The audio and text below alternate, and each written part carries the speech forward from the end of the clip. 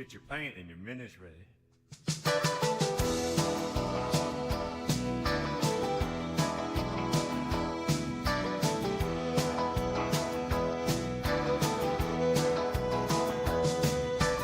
Come on over to the bullshit corner. We've got your minutes and a brush for you. Grab you a biscuit, pour some gravy on top. This little episode's gonna be a dang old bop.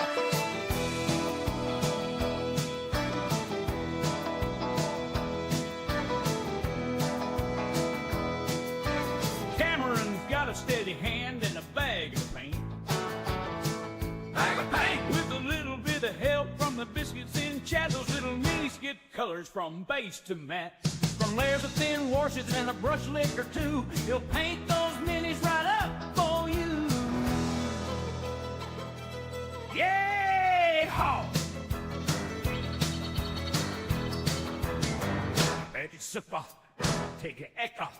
Well, baby, oh, baby, oh, baby, well, baby. Gravy, gravy biscuit with some jelly on top. Only one, higgle, biggle, bop. Bullshit corners streaming all night. Good old boys, Mechs and a tabletop fight.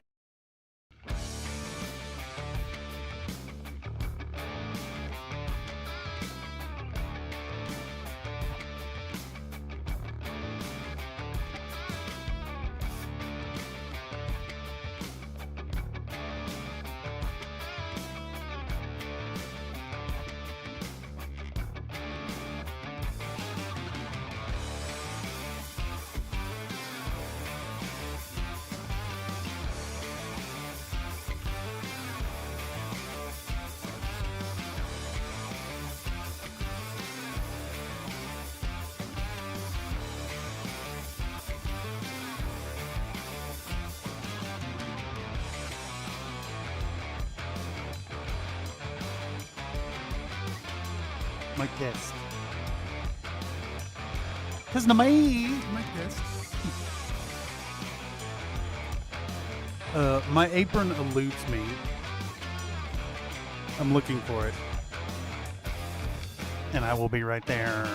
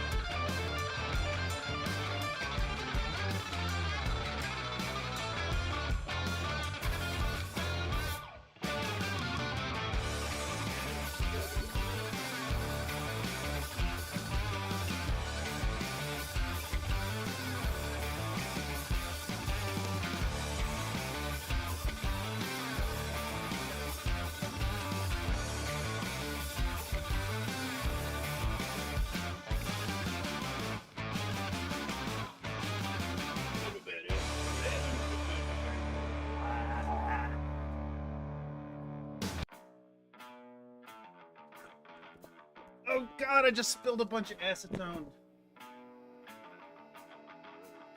You fucker, you!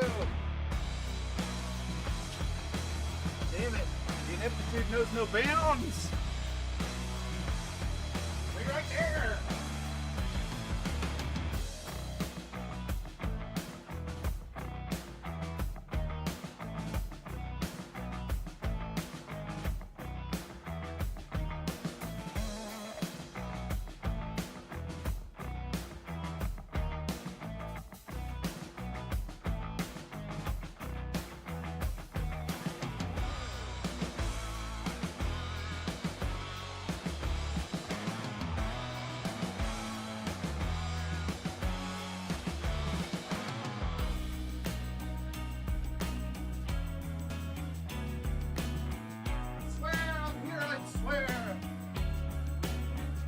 I swear I'm here.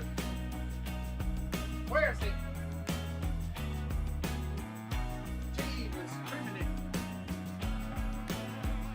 It is remarkable. Stop to have a brief little conversation.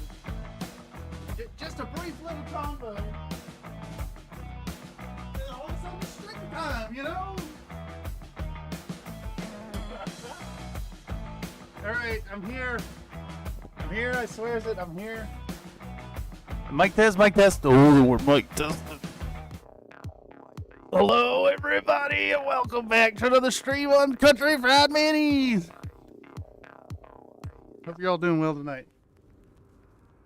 Oh boy, I never even booted up the phone over here. I'm all out of breath. It's hot. Dark and hell is hot. I don't even have chat up. I can't see your chats. I can't see your chats. I'll put it on the other phone.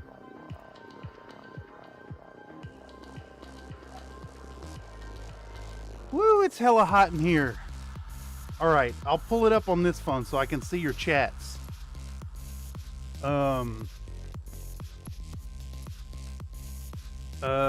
Switch count, me, button. Where's my video? There we go, history. God, it's bombarding me with ads immediately. Woo! Holy moly. I tell y'all, it's hot. It's hot in San Francisco. Oh my God, here we go. Here we go. What is all this? Ooh, there's so much chat. Hello, everybody. Welcome. Welcome, Zach P. Welcome, David VFA. Welcome, Spencer. Welcome, Surveillance Wizard. Welcome, another Nate. Welcome, Vandal Noir. I think I got everybody. There it is. We're here. Yes, I was texting somebody and the time snuck right up on me. Anyhow, we're here. We're working. We're ready to roll. We're going to get started on this little project, which I decided to, my last client on Fiverr was so kind to allow me delays, and man, the individual gave me a generous tip. I felt so bad because project took so long to get out, so far over schedule. So I've decided to send out a bonus lance to that client.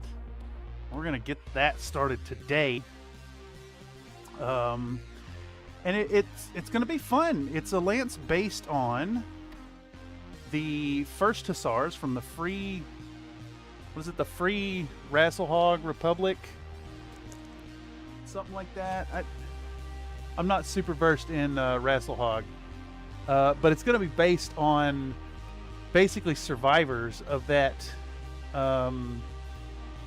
group that was wiped out during Project Revival. So we're going to paint them up in a nice urban camo pattern, and then they will also be it's a melee-centric unit, so we're going to paint the arms on them in a blood-soaked red. It should be hella fun. I'm really looking forward to it. Let's get the chat open over here. And I know I had troubles with the airbrush before. And it killed the stream. And I raged out and had a conniption about it. But we're gonna dive into a little bit of airbrushing tonight to do the priming. I have cleaned this brush, that's why it's here. I'm reassembling it now. It is flowing, it is clean. I did a deep, thorough scrubbing of it. But before we get into even that, I wanted to document some of the cleanup on these models. So we're gonna have a nice, relaxing run at this moment. We're gonna dive into this project. We're gonna touch on like the actual starting of a project, the basics, the cleanup, the priming. We're going to do this whole thing start to finish on these fabulous models by, these are White Rook Studios. So we got an Axeman with a mace.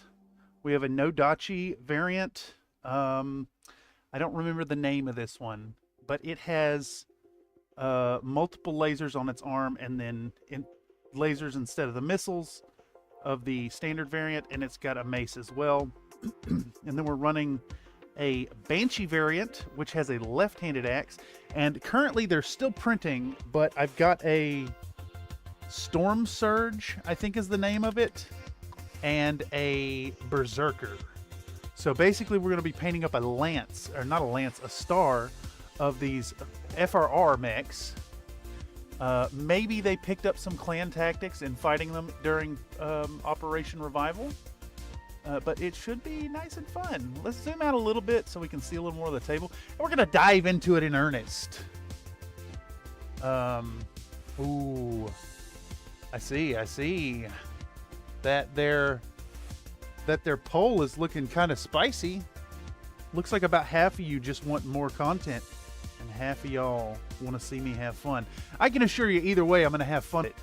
And I hope that y'all find something useful, something entertaining, and you get something out of this here stream. Welcome to the Wednesday show, where we paint every week, so long as something horrible doesn't go wrong. It should be fine and dandy. Tonight seems to be okay. Let's hope it stays that way. But first, before we get started, even if I'm going to film this up, we're not going to film this section right here. I just want to go into some of the cleanup that's going to be involved. These mechs have soaked in alcohol. We're also using a new resin tonight. This is a Rasalhague's ABS-like. I don't think it's a water washable. I was looking at a water washable. I'm conflating two different products. But yeah, this is a new resin. It's supposed to be tougher, and I'm hoping that helps us with shipping issues, because the last set that went out, thanks to the rough handling of the postal service, arrived very shattered and broken up into pieces, unfortunately for my client. Luckily everything was able to be glued, but it was pretty disheartening to see that happen, to see all that hard work shattered into pieces. Unfortunately, the Anycubic basic resin I've been using is pretty bad for that, evidently. Fan Noir says, Melee Lance, I see you too are a man of refined taste as well. Slink says, hello to you. Hello, everybody. So before we get rolling into this, we're going to be doing the cleanup stuff first. And I think I have this one paper towel. I'm going to need to hop up and get another paper towel in a moment, but let's get into some work before hopping up again. I apologize once again for being late to my own thing, being unprepared, but now we're rolling. Plus, it's a country fried tradition to start late as hell. Is it not now? Best 18-point punch bot in Alpha Strike. Which is that? If it's ABS-like, it should be impact resistant and more chewy. Do I have one handy? I could test to see how chewy it is. The current stuff he was using is not ABS. Yeah, it's Rasalhague ABS-like. Navy gray. And shout out to old Rasalhague, by the way. They put right on their website the ideal settings for this resin. They even had a little warning that said that the navy gray color that I'm using needs 25% longer than the others to cure, and they provided the altered numbers for that. I plugged in those numbers off their website and they worked first shot, first go. Did not have to do any fiddling whatsoever. I'm so pleased to see companies doing that, because it is absolutely a pain in the booty hole to have to dig through and try to figure out settings. Yes, I am saying that dialing in settings gives me anal fissures. Yes, it feels great sitting in a computer chair with a torn butthole because you've been consternated at the amount of fiddling around. It's a nice play with the yeah, exactly. Are those Hussar wings? Yes, save some of the sexiness for the rest of us. Indeed, these are Hussar wings that we're going to be putting on these mechs. So the intended color scheme, we're going to go with a kind of a somewhere in between urban block camo and splinter camo. And then we're going to put these Hussar wings on the back of them. And they're going to look awesome. I'm thinking we're going to go with a classic white feather look, but then the supporting structure will be red to match the blood red of the arms soaked with the blood of their enemies. Really excited for that. But we will get there in due time. For now, I want to find my files. Where are my files? I've done everything in prep that I could except for clean the desk. Here we go. We're going to start out with a Army Painter triangular file. All my projects had setbacks today. I'm not amused. That is unfair. Unfair to your schedule, but I hope you can find some positivity in it and allow it to serve as a lesson in experiencing emotion, maybe? Mr. Casey Freak, painting some fun mechs for my second Legion of Vega, adding another 10 mechs to bring it up to full company. Heck yes. I do love some Legion of Vega mechs.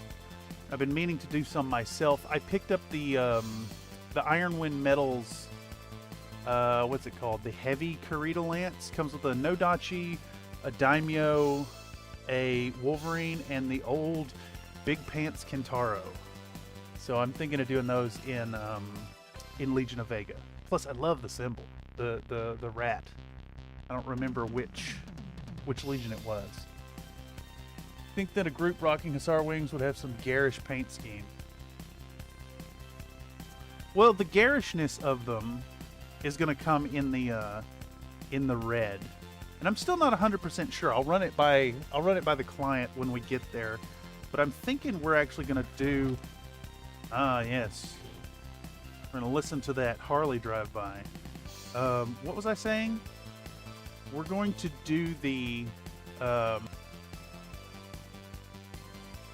We're going to do the bloody arm as like an actual bloody arm, I think. Kind of have like a splatteriness to it. Not today, no. Bunch of stupid crap. Dropkick lead broke and the plates are interfering with its opening closing. Figure out the fix for that. Yes.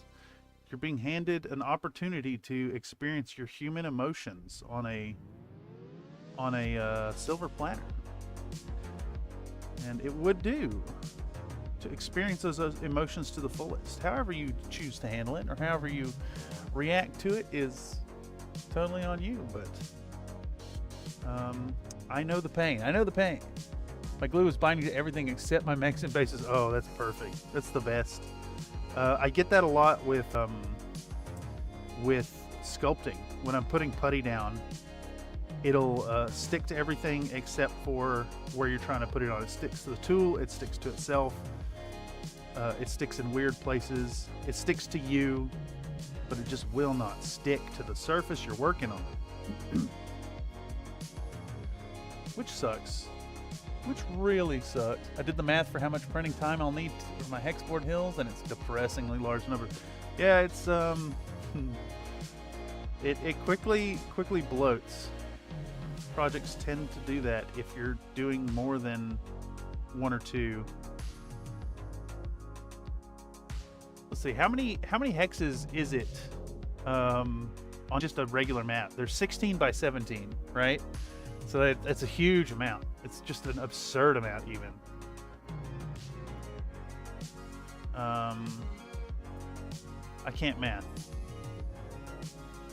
I'm trying to math in my head, and it's not working. Math was never my strong suit. Hey, whoever's painting Vega, look in the Discord. I'll post my Benjamin regulars, but what I want you to see is the cherry blossom basing. Absolute 10 out of 10 for Weeb Nation mechs. Heck yes. We'll actually be... So I've got some mechs on the 3D print bed right now that are going to be added to this. They did not finish in time. We made a quick pivot on some of the models for the client. So we'll be getting to those probably in like an hour. And I'll pop over to the other machine and we can do a Discord share. If any of y'all have stuff that you'd like to put on the stream, we can talk about them. Surveillance Wizard said, I'm about to try and cut stainless steel on my CNC router. I have the math down, but if it goes bad, I'll have to recalibrate the machine again, which takes an hour. Always fun to have metal accidents, too. I would assume that it's not fun to have metal accidents. 32 by 24 for my board. I need at least 6 of my current hills. So it's going to equate like 70 hours printing. Yes, that absolutely checks out. But you know, think of it this way, right? It's only 70 hours of printing. Posting Hobby Corner, I love that basing material. Yes, we will take a peek momentarily. Perhaps even after this little bit of filing, we can hop up and head over there and get a peek. Now, I was a little worried about our melee weapons here. They were still not quite cured as much as I'd like before we hit it with a primer. This one has taken up the UV really nicely. It's nice and stiff now. They feel very sturdy. They do not feel like they're going to just snap in the mail. So I'm excited for that. This one's... I think this lad's ready. And we'll start cleaning this up. So what we're going to look for here, and y'all probably can't see it, is we've got these little nub marks from the support attachment sites. And then we probably have some supports left to remove. Like right here, we have a support that's running flush with a detail that I missed in my cursory inspection of the supports. So I'm going to take our sharpest hobby knife, which mine is not sharp, not super sharp. I need to order more. I need to order some more blades. And I just keep forgetting. Every time I have a cart ready for an Amazon order, I forget. I tend to be a homebody, and I could go to the art supply store. I'm lazy, y'all. I don't head out. It's in a safety box, so it's mostly safe. Good to know. Good to know you're not gonna have metal shrapnel pinging around your workspace. No, that's 70 hours of printing for step. That's step 1. I mean, you do 70 hours, and then it's step 1. I felt that for printing my Neuro helmet. It ended up being like, I want to say each print was roughly 20 hours, 20 to 30 hours, and it was cut down into 8 pieces. But now I have this Neuro helmet that I don't do anything with. Actually thinking of sending it to one of the patrons. Perhaps starting on a new one at some point as well. Learn the lessons from before, maybe do a little extra sculpting. It is very uncomfortable to put on, and it does not really fit on the head like at all. I glued a bunch of padding in it, and I still have to put fabric padding in addition to get it to sit on my head. Nate says, I've never enjoyed working with stainless, and I would never attempt to cut it with a router. You want slow tool speed. Slow stool speed as well. Nobody likes a sonic poop. Alright, so I do see some spots here that are going to be problematic. We got some supports on the fingers. I hope these come off nice and clean. But I think I wanted to keep this in as part of the project to remind folks that if you're working with 3D prints, you're still not immune to the whole the cleanup stage that plagues non-3D printed models. You need to take the time and clean these little nubs off. I mean, you probably miss some. I always miss some. But it's well worth putting in the time and doing this and getting them cleaned up. So big recommend. Get your nice files out, get your hobby knife, take you a little time, clean up them prints, clean them up. Your paint job will look so much better. Even like a simple paint job is going to look way better without those little nubs interfering with it in the end.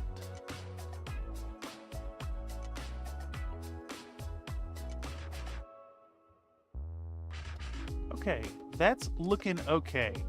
I'm all right with that. It looks clear enough that we're gonna roll with it. There's still a few on the underside of the arm here. Let's clean them up. And this boy is ready, like the Hussar wings. And we can get rolling.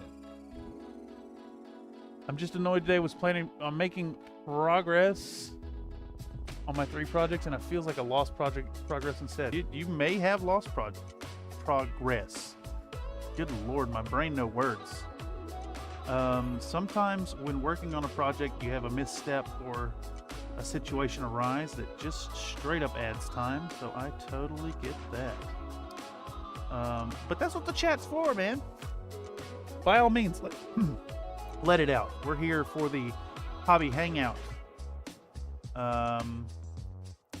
Definitely looking for ways to make it more of a hobby hangout for folks to share, but we're not quite there yet. We'll work it out. Finally got my Corita lance done. Varnish currently drying, so there's that at least. Yeah, exactly. Heck yes. I think you're making more progress than you realize.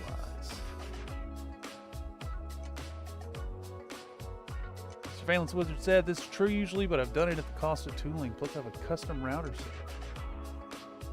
Ah, yes.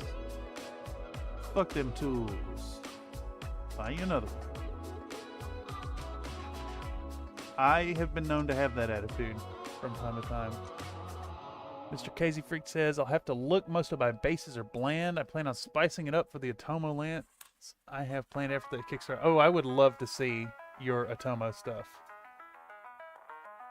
Nightbot reminding folks to come on over to the Country Fried Discord and share your work. Link in the live chat replay. And indeed, we do some sharing on screen during some of these streams, mostly during the workflow streams, but we'll try to pepper in a little bit here during the hobby hangout as well. I suppose I just need to get in the habit of hopping up and heading to the machine over there in the corner while we pop it up. David Fayeface says that Slink, which mechs are in your DCMS Lance, to which Slink replies, Hatamoto, Chi Dragon, Kentaro, and Jenner. Kentaro's a really good choice. Jenner, very fun. A classic.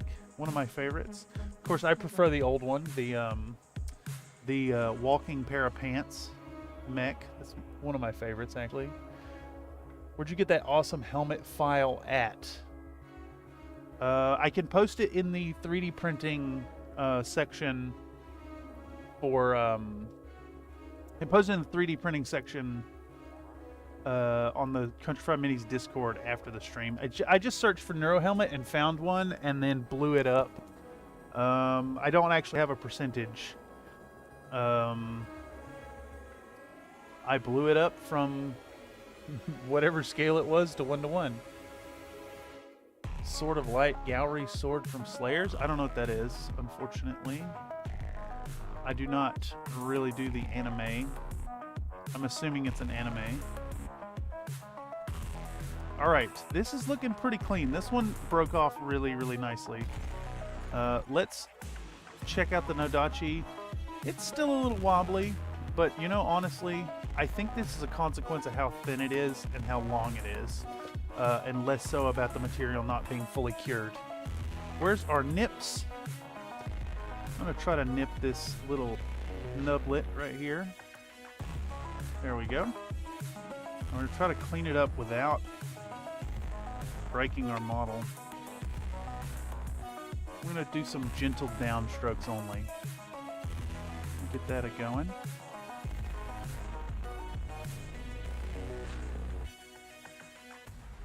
Okay.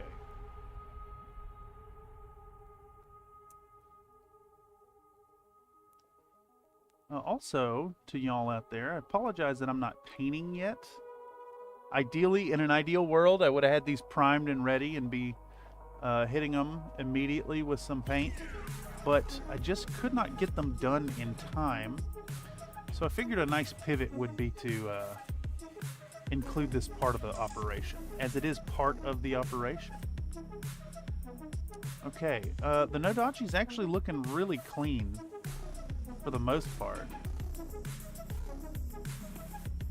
Got a little bit here on the mace blade.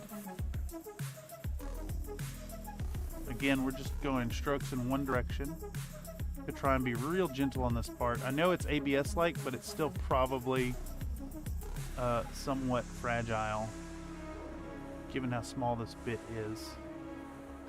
I think this is a great example of where mini sculptors can tend to go wrong. Like, this makes perfect sense in scale on the mech, but this should have been sized up 15-20% for printing and painting, honestly. Heading more in the like heroic scale. Same with these lasers too. Honestly, they should be more oversized than this. This one did a decent job, but like that small laser, that's tiny. That's tiny, tiny, tiny. That shows that this sculptor, no matter how talented they are, is going for realism more so than ease of painting. And again, I've said it multiple times. That's something that kind of gets lost on mini sculptors often. Okay. I can't recommend the Hitosumi Kozo for DCMS enough. Of course, that's late stuff, right? That's Dark Age.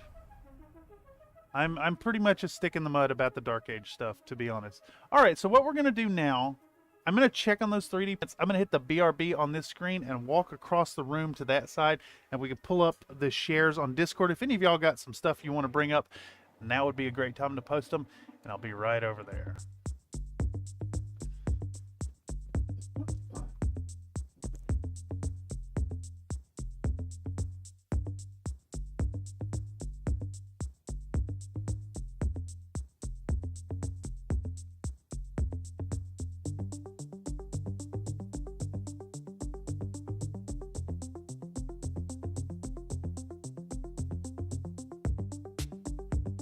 Where are we at here? Where are we at? Let's head on into the... Uh-oh, my camera's dead. Whatever. I'm not gonna mess with it. I wonder why it does this crap. Where's my camera window? Let's do this. And then do that. Nope, it won't work until I like restart the computer, unplug it, and plug it back in. It's like, I don't understand why it does that. But we'll just get rid of that. It's that simple. We're just gonna get rid of it. Alright. We got ourselves a little window here. Let's check out the old Discord. Who are we looking at here first? This is Dark Sun, who is Mr. David Fayafay in the chat here. URL sent. URLs are blocked. URLs are blocked, unfortunately, in the YouTube chat. What are we looking at here? This is some sort of light. Is that correct? I like what you've got going on with the purpley undercoating. It looks extremely effective. This like two-tone shading looks like a really, really quick way to get some work in and make them look really good. It also looks like, am I seeing correctly, you got a little bit of directional lighting coming from the other side with some orange? Or is that an effect of the lighting? Very nice. The green cockpit is a really good color because you're dipping into that like direct color wheel contrast. Oh, also the heat effect on the muzzle is super nice. Orange from one side, purple from the other. Yes, excellent. I'm really growing to love simple high detail work like this. Whatever your metallic color choice is, it works really well. Yeah, is it dry brushed on, or are we looking at solid color here? Wrestle them hogs. Heck yeah. Oh, nice. The Polygon Masterworks Marauder here, is that what this is? Also, I like that your color choices are still holding over on your infantry. Very nice. Excellent work. Thank you for the share. Who are we looking at here? This is Mr. Zach P, I believe. Please correct me if I'm wrong. We're looking at newest mechs in my Lyran force. I love the gold head on the Death's Head here. That's a very, very nice, happy little touch. Looks like a pretty simple and effective. Are we looking at a speed paint with a dry brush?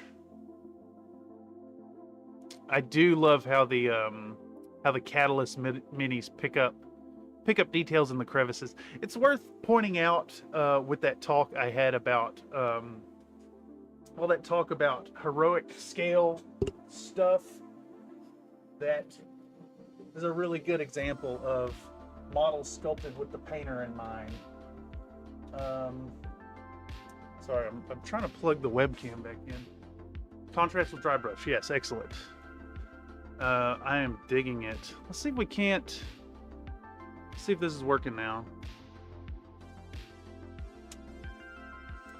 That is really surprising there, that our camera is just not working. I don't understand what its problem is. Camera, you suck. Yeah, anyhow. Contrast plus dry brush is a good classic method. I got a buddy who really turned me on to it. And contrast really does wonders for white colors. I like your choice of black for the Under Armour stuff here, instead of going for a silver. Very nice. We're looking at Flashman. Same deal. I really enjoy the carryover of the gold detailing. I mean, it makes sense. They're the Lyrans, right? Sus camera, 99% sus. Yes, exactly. The camera needs love? No, fuck that camera. It's a real jackass. I've done unplugged and plugged it back in, and we're gonna plug it back in again. I think it might actually just be dead. To be honest, y'all. It might actually just be dead. Let's do this. Pal. Webcam.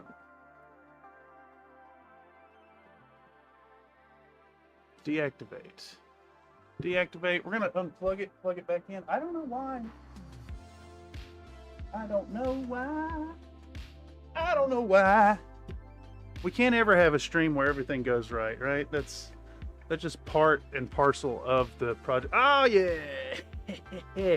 You know, unplugging it and plugging it back in and deactivating and reactivating at the same time is what made it work. Excellent. Well, hello, y'all. Save settings. Ah, yes, we're back, baby.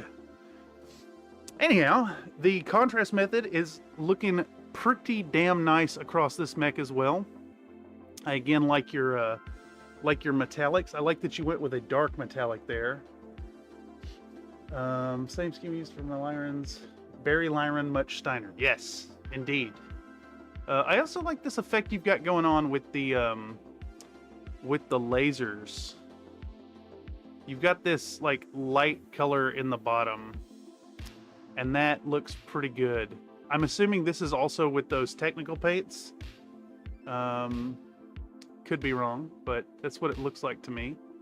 And who's this next one? What mech is this? Is this a commando? This is a fabulous little model.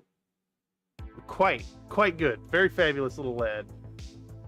Calixa says, man, I now feel embarrassed for my painting skills. No, comparison is the destroyer of joy. We love all minis here.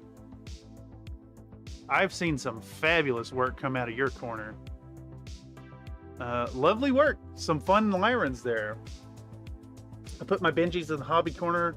Seemed like the place my bet. No, it's great. We're going right to it. Right meow. We're going to get a bunch here, so we're going to blast through them. a little quicker, but yes. See, this is... Thank y'all for the participation. This is actually what the community building efforts are all about here. In my mind, that's what it was all about. Building a little community where people can share knowledge and paint schemes and the love of the game. All right. Where do we start? We start 2 picks back from there. All right, looks like we're starting out with a nice crisp white, gray, and red Crusader. Lots of cherry blossoms going on. The cherry blossoms do look really good. I gotta hand you that. I love that you've gone with the very solid color scheme here. And I mean, I think you've executed it well. It doesn't look chalky, and that's the big thing you can run into with white. I'm also seeing that you've built up from gray. Am I seeing that correctly, or is this like the coloration coming through from a wash?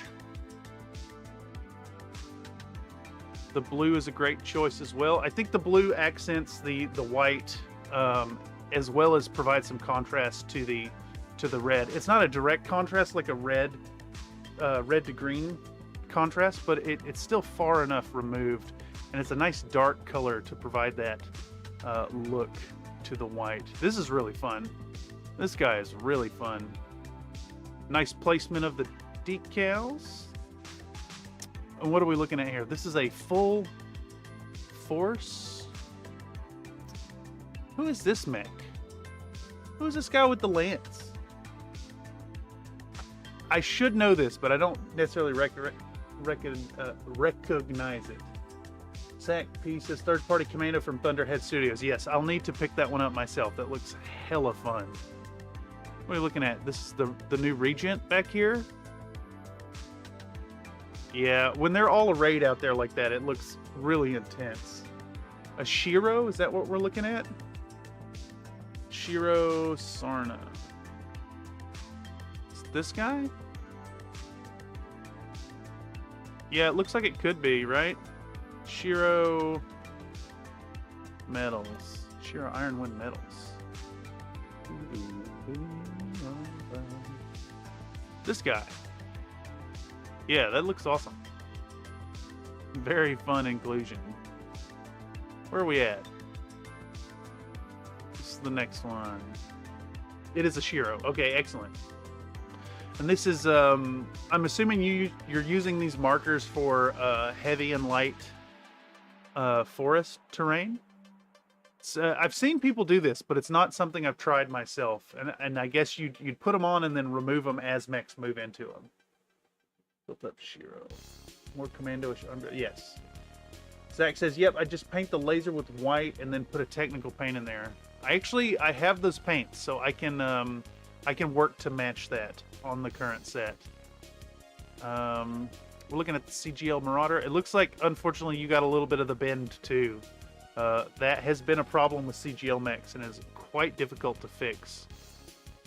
You know, it looks like you've got like a semi-matte thing or semi-gloss thing happening with the current state of the paint curing. And I'm not gonna lie, I kind of like that on this red. I can imagine them shiny and clean. It's really intense. It's a very bold paint scheme. And this is sort of light. Surveillance Wizard said, okay, my math was good. Measurements, on the other hand, yes. That's why you measure once and cut 4 times, right? That little mech looks really good. Yes, indeed. I love this that you've done. You did it with the Marauder as well. The offset, like, stripe to break up the panel some. Very nice. Excellent placement of the decal. Very nice. Very, very nice. Very cool. Oh yeah, they look great in situ with the trees. Very cool. Benjamin Regulars. Sort of light is the red ones, right? Benjamin Regulars Camo Specs. Wait, yeah, Camo Specs is the place, right? To see the examples. Okay. Yeah. fantastic. I admittedly don't know too much about House Kurita because they've always been the bad guys to me, like firmly the bad guys. I blame that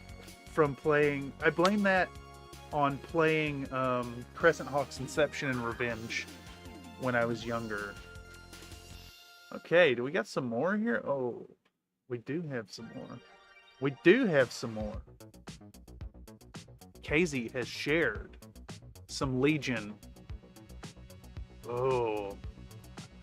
You know, I really do like the gray and red of Legion of Vega.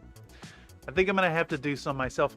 I would go personally, if it was me, I'd be doing the checks as well.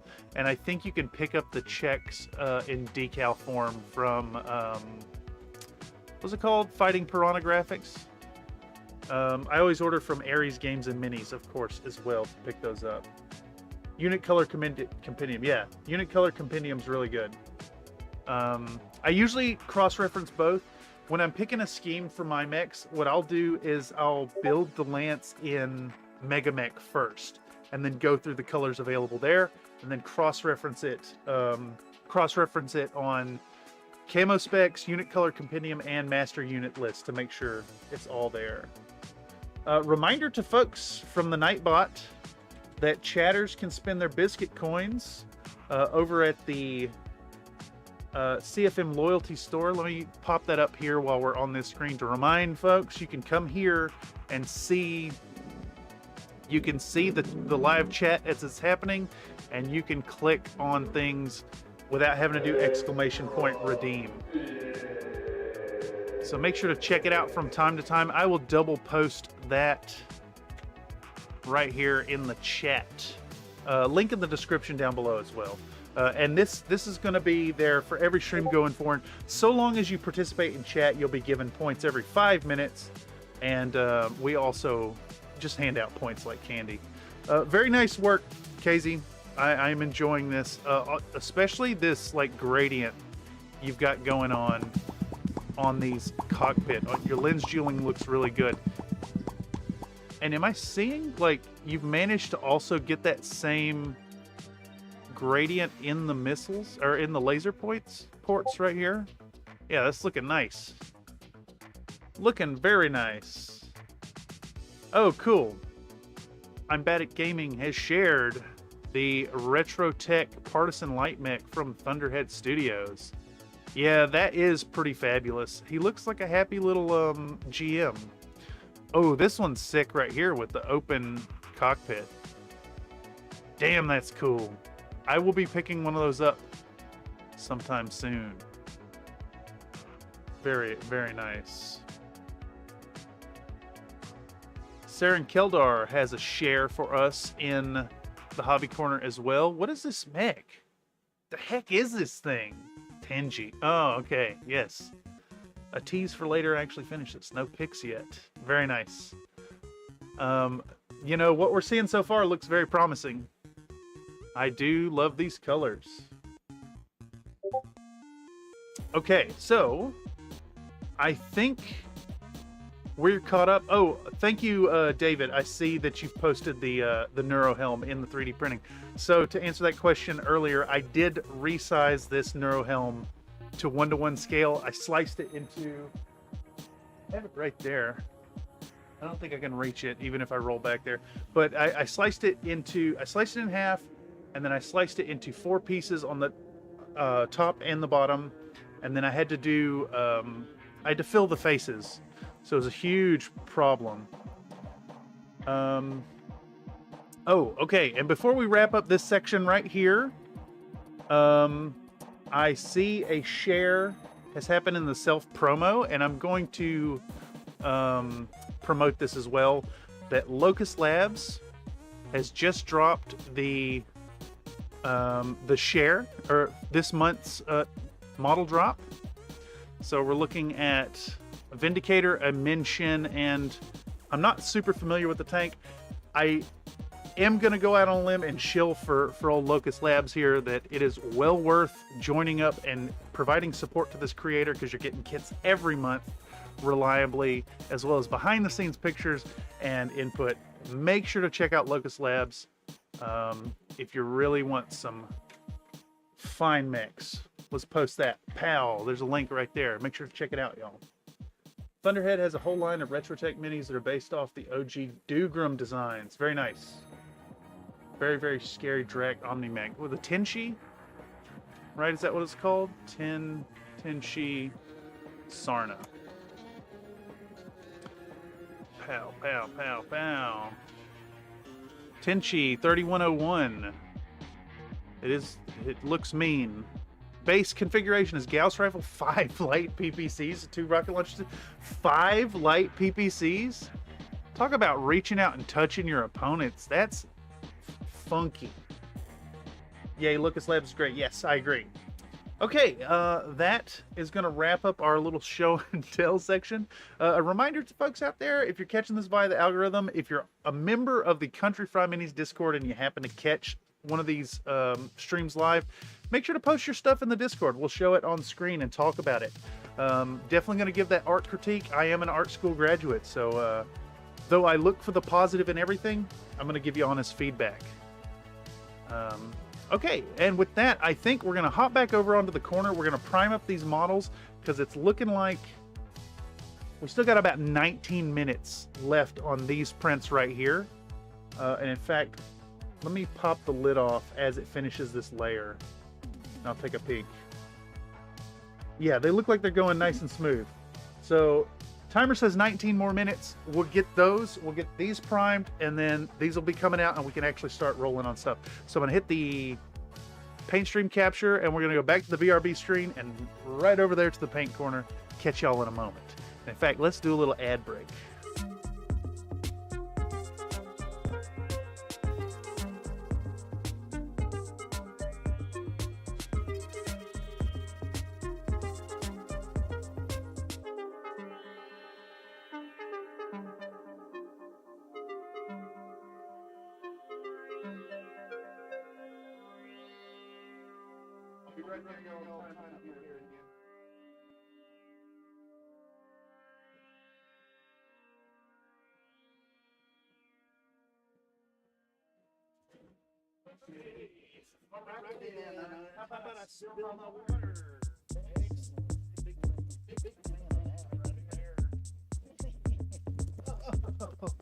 Yeah.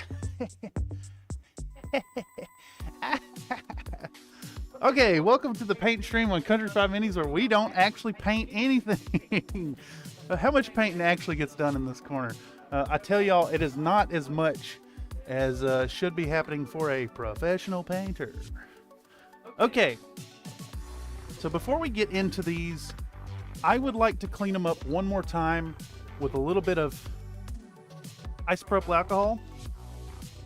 And I keep a little Tupperware dish here right for this purpose. And we just want to give a good little rinse. We give a good little rinse for the all the dust that we generated while filing. Just gonna swizzle them around in a little bit of alcohol real quick, like. You know, you can wear gloves when you do this or not. It doesn't really matter all that much. Calixa says that tank is a Pixu. I love them. 5.8 stealth armor tank with a Gauss rifle, thunderbolt launcher, and a flamer. Also has the power drive quirk so it can reverse at max speed. That's damn cool. Dude, bless your fucking knowledge of fun mechs and chassis.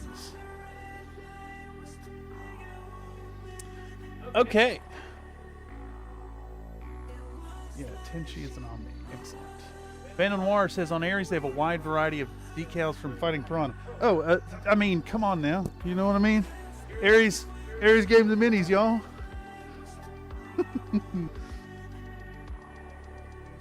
I'm all about them. Absolutely the lowest price for a new in-package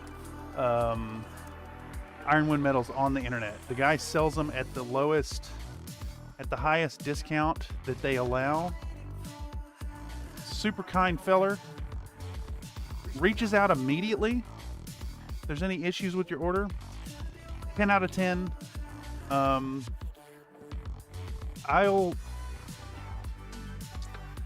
95 times out of 100 I'll order from Ares Games.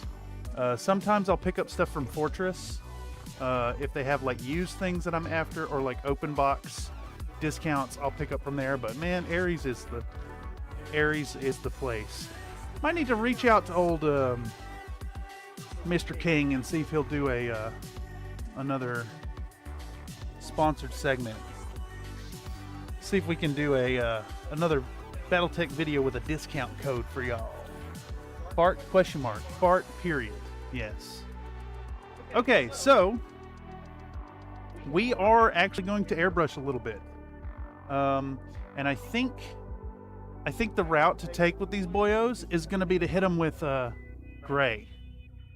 Hit them with just gray, just straight up gray. We're going to airbrush them gray. We're going to get started with a gray coat because we're going to be doing gray mechs for the most part. So what better way to start than with some Stynylrez gray primer? Yeah, Derek King is a king. Yeah, the man, the myth, the legend, proprietor of Aries Games and Minis. Make sure to give him some love. Pick up your products there. If you're going to order online, big recommend. Tell him Country Fried Minis sent you. You know, the big urban mech was painted in Aries Games colors, if y'all were unaware. Well, I'm sure you know. You gotta know. All right, so I'm sitting here thinking, which of course is dangerous. It's dangerous to think, y'all. I think we actually need to prime the Hussar wings in white. I think that's going to be our route for those. So let's get our Stynylrez white. Let's get on a respirator and hop to. I hate to say I'm out, got to drive from South Carolina to Ohio tomorrow. It's true life. Well, thank you so much for stopping through Vandal Noir. Your presence is always appreciated. We're going to get to ag painting. We'll be doing some more work on these next week.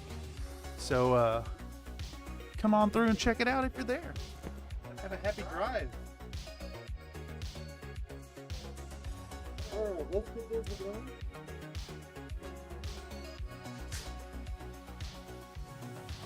All right, so hopefully y'all can hear me all right. I'll try to compensate for this mask and shout into it. So I can see the little green right there. So it should be all right. We're gonna grab our this thing, which this is really just some backing so it doesn't spray everywhere on my desk. We got our spray out pot, our drippy pot, our little squeezy do, and a pipette, and of course the airbrush. What are we looking at here? Oh my god, are you the dang pole is tied.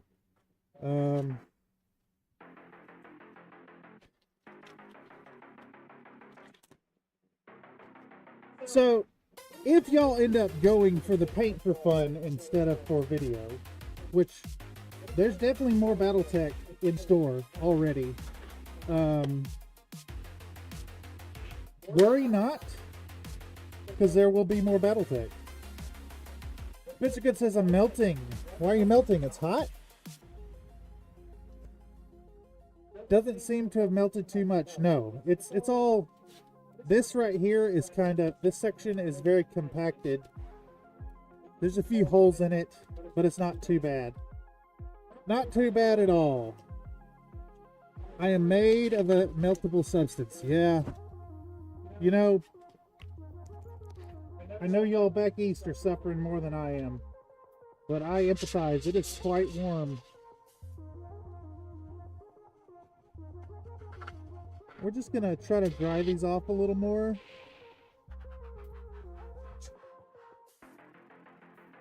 I think there may have been a little bit of resin in that alcohol. Let's see.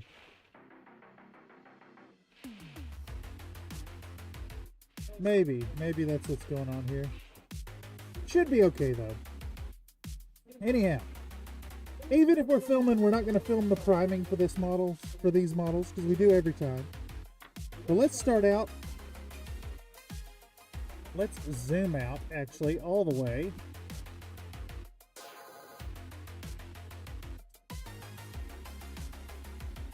Let's hit this stuff with some... No, it's fine in my house right now. Nice, nice, nice. It's decent in here right now. I've got the fan running. But it's definitely very warm downtown, and of course I have no AC, which sucks. Alright, looks like we're flowing nicely. We're going to hit these lads, and we're just going to start hitting them all over with a nice all over coat of gray. And it's hard to make out the detail of this happening. But the resin is swiftly changing from its like blue-gray original to this nice flat gray. And if we keep our stream nice and light, you see just a little bit's coming out. We can slowly build some up and keep it fairly dry in the process. So we don't want to saturate these where they're really wet and dripping. That would be too much mess. And too much time to dry out. Lighter is better, so we're going to build up with a fine dusting. And today, as y'all can see, we're starting the paint job without them being on bases. And in doing so, we'll be able to paint the undersides a lot easier. However, it does mean we're going to do a lot of handling as these go. But that's fine. I've got some surprises in store for the basing. Some surprises planned, so we're not showing that off yet. Again, a reminder from Nightbot, come on over to the Countrified Discord and share your work. We got a fine and happy community over there. We hang out all the time in voice chat, as well as play video games together and share work and all kinds of cool stuff. Okay. Alright. I'm anxiously watching. Oh shit. I left some cleanup. I left some cleanup that needs to be done. That is not gonna work. Let's a smaller knife. I left some pretty heinous cleanup spots.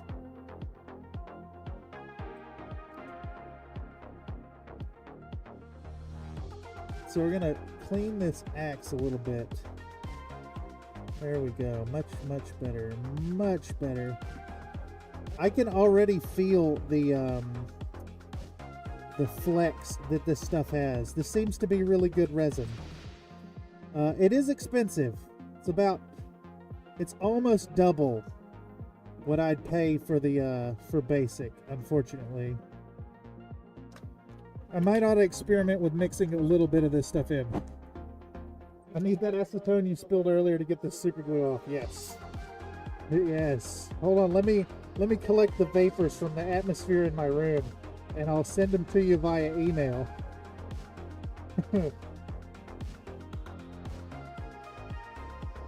Okay, so as always, we're gonna work around our little lad.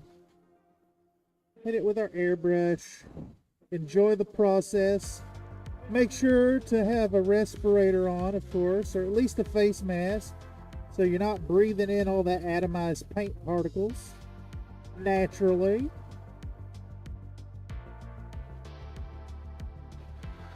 Try to get the armpits and the crotchal area, the back of the knees, the ankles, all that good stuff. Gonna work around the boy. Get him good and going, you know? It's always good to get your boy going. You never know when you're going to need to get going yourself. And if you get the boy going, he'll get you going.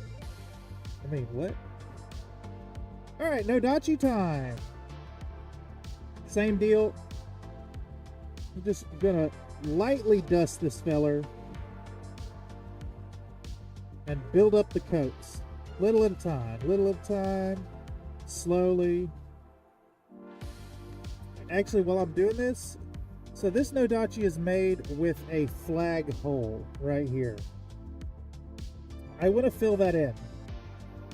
I would really like to fill that in. So we're going to pause for a second, and I think we're going to build up a little bit of super glue in there.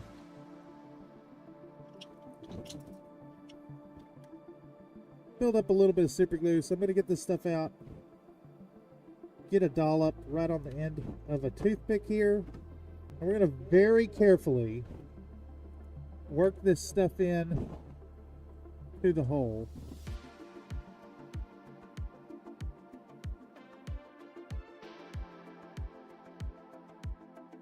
Like so. And then I should have some accelerator around here somewhere. There it is.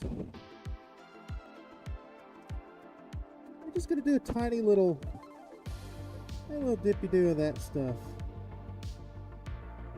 There we go.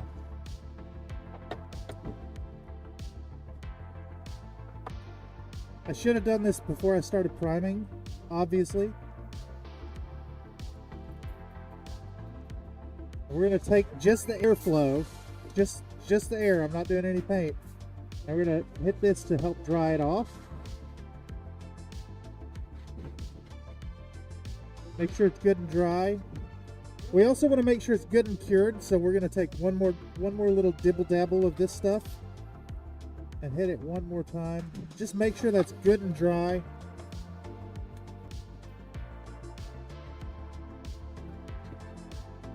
We'll use the air to clean it up. Okay. And now we have our file again. And we want to just make this little join right here smooth again.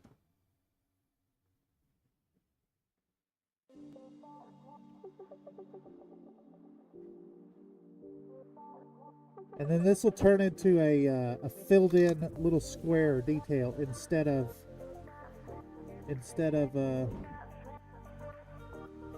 what it had become.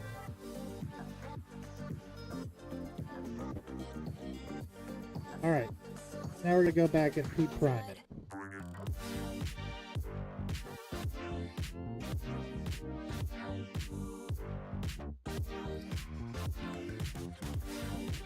I thought my airbrush clogged up again. I'm just out. Another Nate says, here you can use food in mine. I buy the big jugs. Nice. I found the bottle of nail polish remover I used for PCB. It should be good. You know, that's what my acetone is. Super Nail brand. Super Nail. So it's made for removing nails.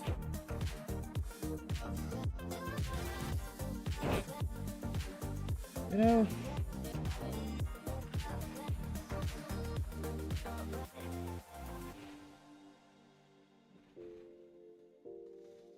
we're just gonna hit this boy with some good old work. I think our 3D prints are done.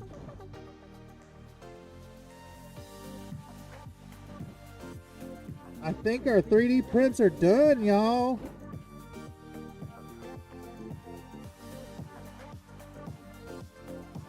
So I'm gonna run over there and grab those and show y'all the process of that as well.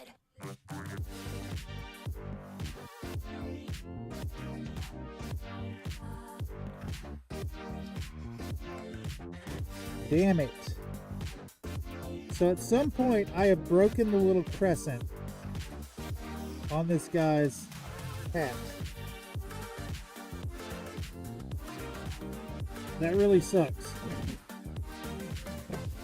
Okay. We're gonna try to fix that. We're gonna try to get our prints out real quick. So first, let's flush this airbrush. We'll spray it through. Alright, and then we're going to fill this cup with water. And that way it'll be wet when we come back to it here in a bit. But what I'm going to do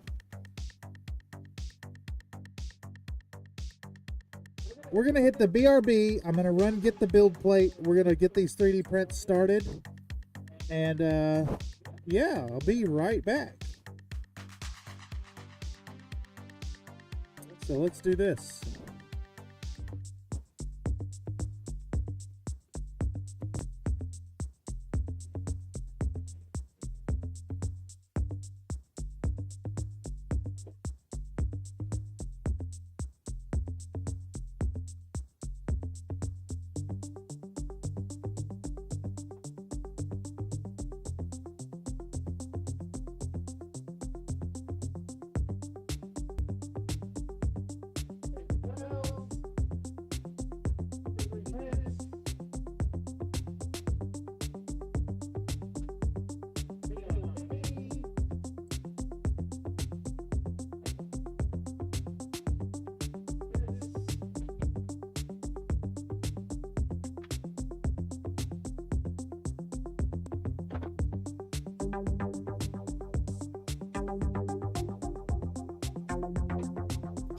Yikes.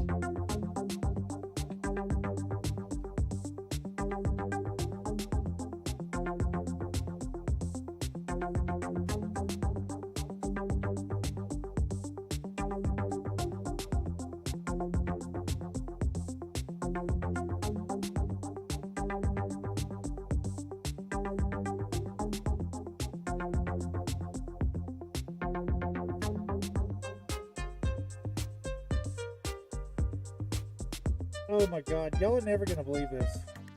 Y'all are never gonna believe this.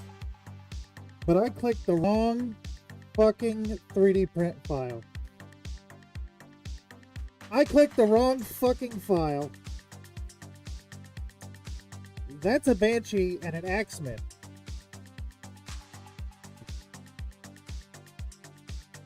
That's fucking lame. That's fucking lame. So let's not waste these, I guess. God damn, that's stupid. I love being stupid, y'all. I'm telling you, it's so good. We're gonna drop those in the alcohol.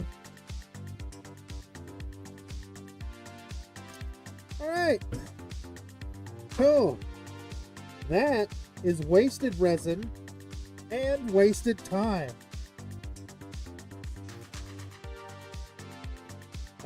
Cool. Anyhow.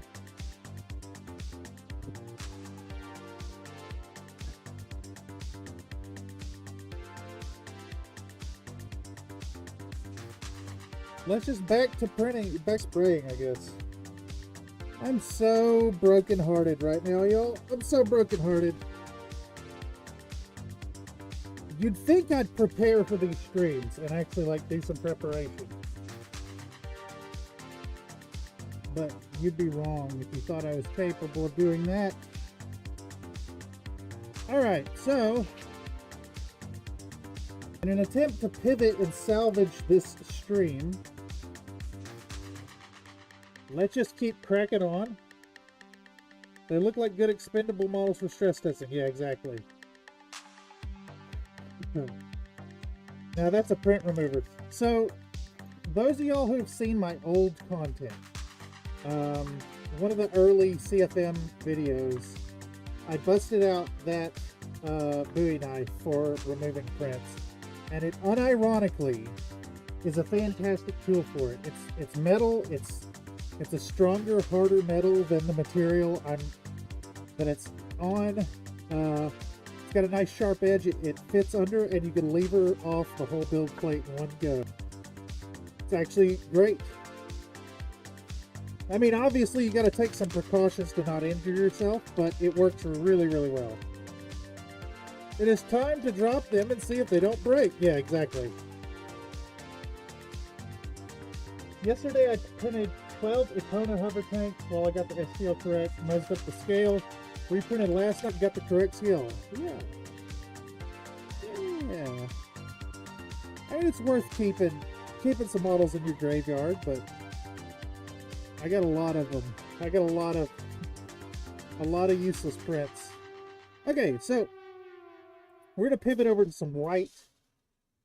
and make sure to spray droplets. And we're going to hit these Hussar wings with white. I think this is the better way. Although the white seems to not want to bond to the surface as well. But these, we can paint these up with some white contrast paint. We can hit these with contrast, and then the white will also really bring out the red.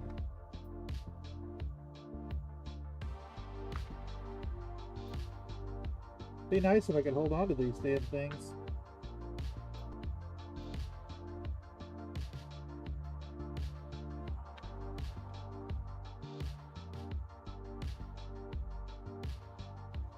On the plus side, I got several extra Hussar wings as well.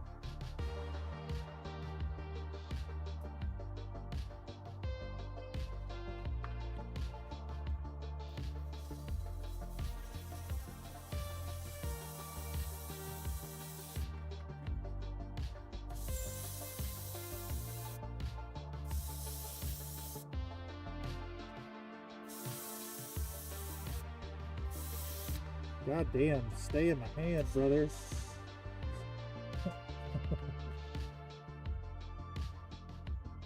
Dead stuff would look good ace on the bases, but I need to find you use like 20, greater than 20% of metrics too much. Less than 20, gotcha. Yeah, well, I mean, you can always take to them with the Dremel and saw them up, or the Pruxon if that's what you're using. Hit them with that good old rotary too, slice them up.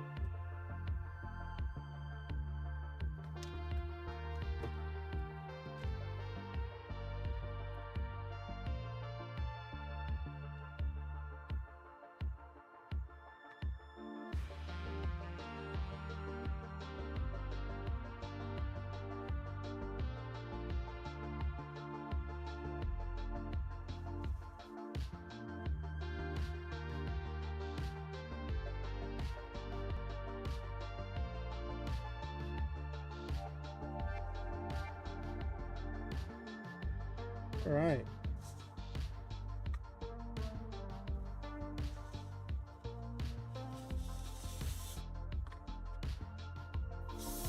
The coverage on this white is kind of really bad.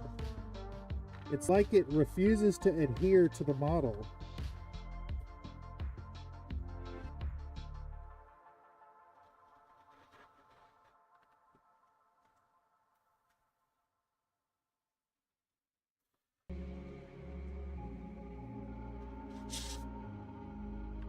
That was some rage spray right there.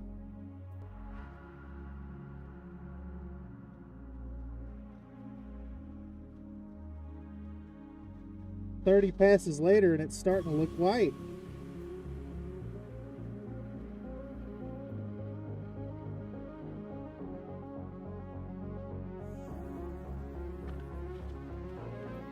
Just gonna overcompensate at this point. Holy shit.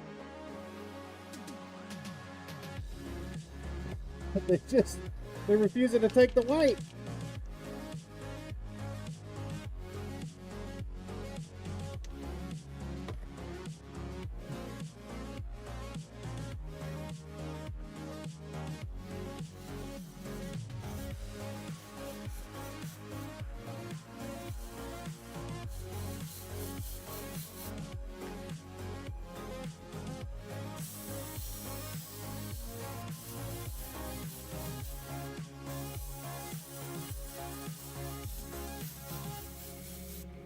That one's good and white. Taking a little bit of doing to try and get them positioned so they don't blow around, and then I'm just going to hit them straight on with some white.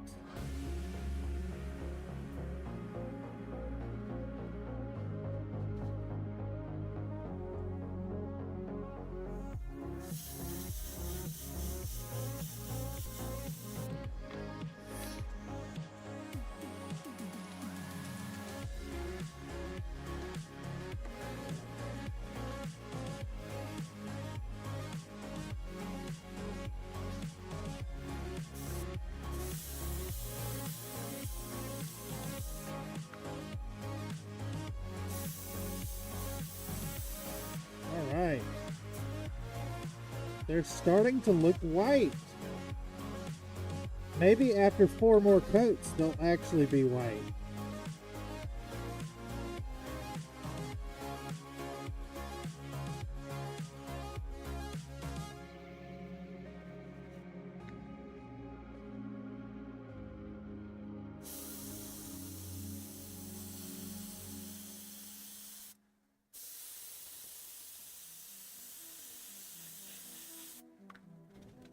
All right.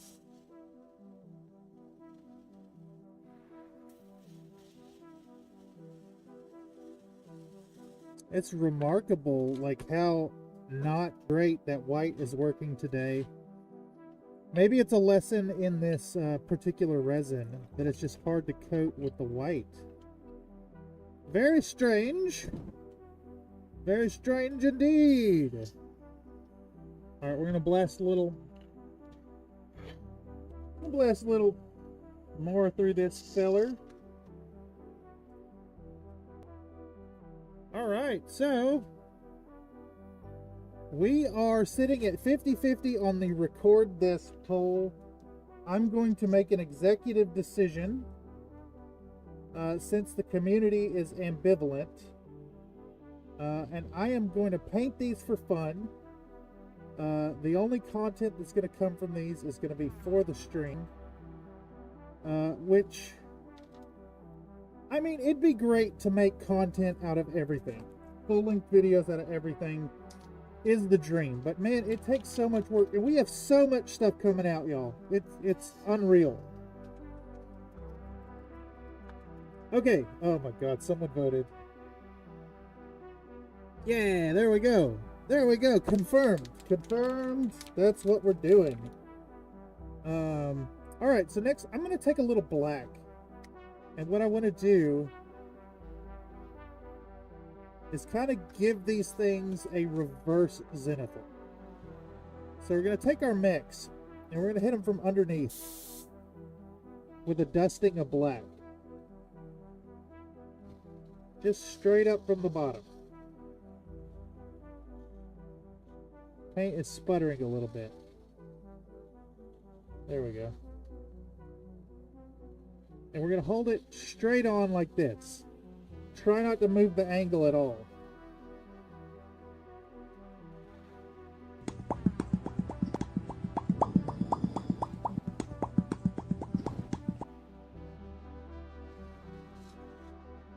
The airbrush has some microparticles in it again. So we're not going to be able to keep going too long on this. I'm having to high pressure unclog it every few seconds, which really sucks, but that's fine. We just want a little bit of black from the bottom. That's it. We're going to hit a circular motion, but keep it shadowy.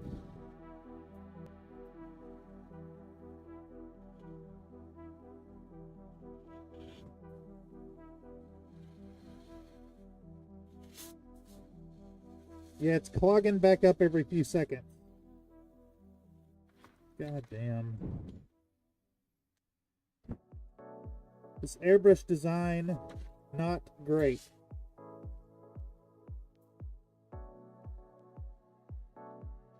It's more than just cleaning it. It's every 10 minutes of use, I need to do a deep clean.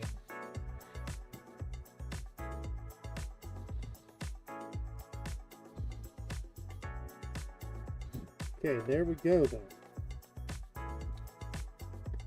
Scumbag airbrush needs more maintenance than a high maintenance cat. But that's fine.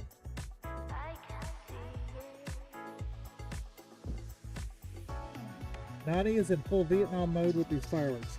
Yeah, fireworks are kind of a shitty tradition. It's really kind of stupid. I'm gonna go out there and say it. It's really dumb.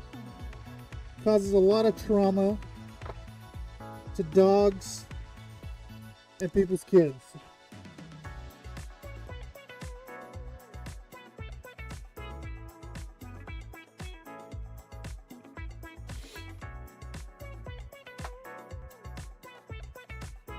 Plus, you know, people are going to be shooting off fireworks for the next 3 weeks as if it's the 4th of July.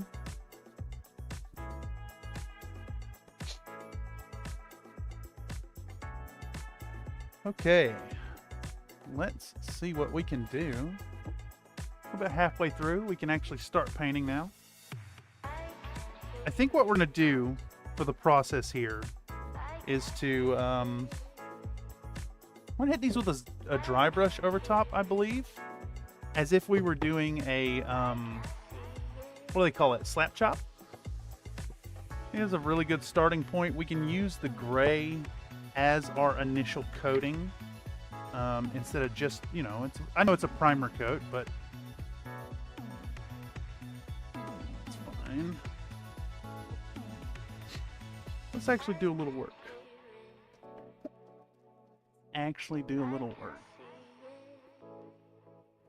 Do this. Let's get this out. Whenever I'm done with a project too, I always let this thing completely crispify and dry out in the open air. And that is to avoid mold and mildew buildup in this container. I'm pretty sure these are treated with like a mildew resistant chemical, but they can still mildew up, so it's worth. Loved fireworks as a kid, but I don't know about that one. Yeah, of course. Fuck your dogs. Fuck everybody's dogs. Fuck your dog.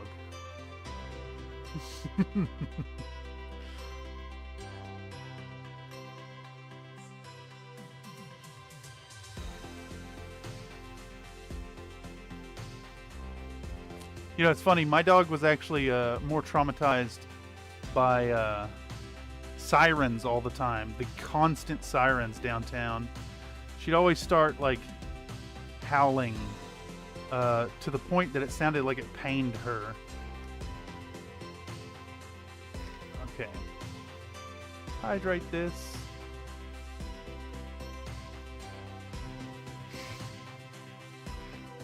Explosions are always good? No, I disagree. They're not always good. Sometimes explosions are bad. Like when mismanaged PG&E pipelines explode an entire neighborhood. That's a bad explosion. Now firecrackers, yeah, I get it. It is the season here in the U.S. though, for any of y'all out of the U.S. I would dare say, if you've never visited the U.S. around this time, knowing about the 4th of July celebrations here in the U.S. and experiencing the way people do their fireworks in the weeks surrounding the holiday are two different things. Okay, so let's do... I want to do a cold white for these lads. I think that's the way, since they're going to be... since we're going to put the red on them, I think a cold white will add a nice contrast to the models. So what we want to get is a nice soft, make sure to bump the camera, of course. I want a nice soft makeup brush. I know I have one. I know I have one somewhere. Let's see. I think it's up in... I think I'm just going to add this brush jar to my other collection. We're going to use this guy right here. I think this is what we want. We want a nice, soft, bushy tip. And then we're going to hit this with some white. I was thinking at first we could use the ivory, but ivory has a tiny bit of warmness to it, and we don't want that. We want a nice, cold, blue-white. I bring my doggo inside for fireworks, as you should. 'Tis the season to lose fingers. Bada bada boom, shebang boom pound. Yeah. Yes, yes, I see. I see. I see where you're coming from. How do we do this? How do I get this right here? We do this, we do that, we do this, we do that, we pop that, we go This. Yes. Explosions.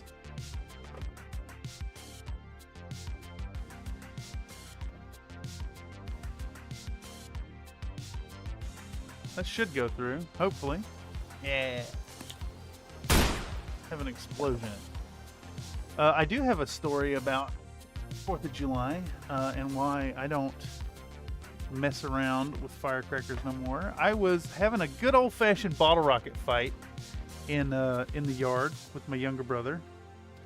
I was pinching bottle rockets by the stick and shooting him at him, and he was shooting them back.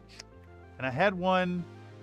I lit it, and instead of the normal burn of the fuse, it went fa-bang and exploded, pinched twixt my fingers. Luckily, it was just a firecracker. It was just a bottle rocket, so it did no damage, but it did leave my hand numb for hours.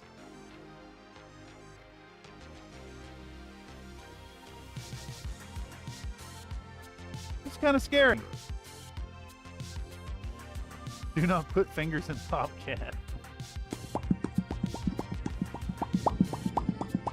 I love that Popcat video. The Popcat is all-timer. Love it. Love it so much. Alright, so we got our Vallejo white. We're going to put a good puddle of this stuff down. We're going to take our boyos and our brush here. I'm going to get this. We're going to work this into the bristles real good. Right here. So we're not only just wiping it off, but we're working it into the bristles real good. Is that another Popcat? Y'all are popping it up. Also, howdy, Mr. Emery. Hope you're doing well this evening. All right, we'll test this on our hand, and we can see that it's still a little too much. Still very streaky. Still making full strokes. So we want to work it down until it's just picking up the details that we want. And there we go. That looks about right. Just hitting the raised sections of my handprint. And we'll start with our boy here. It's still too much. Still too much. Still too much.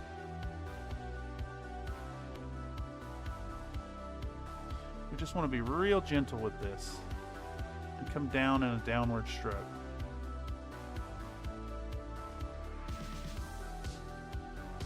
And it's okay if this looks a little frosty. These are Rasalhague boys after all, and we do want to impart a little bit of that stereotypical frosty Norseman look to these models. Besides, I think when all is said and done, we're probably going to wash these up with a little oil washing. So if we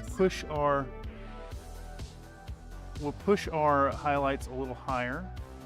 Ooh, that was a message, by the way, about something really exciting potentially. Looks like we might be doing another one of the Brush Brawl multi-streams sometime in the near future. If y'all caught that before, it was a lot of fun. Who all was there? It was Peganeko, Luna Bacon, Halbernacht. Shit, I can't remember the other two streamers' names. Here, I'll pull it back up. Let me pull it back up. Who were the other two folks? Balthek and Skits. Looks like we might be getting into another one of those sometime soon. And I would be more than happy to do it. I think it would be a fantastic time.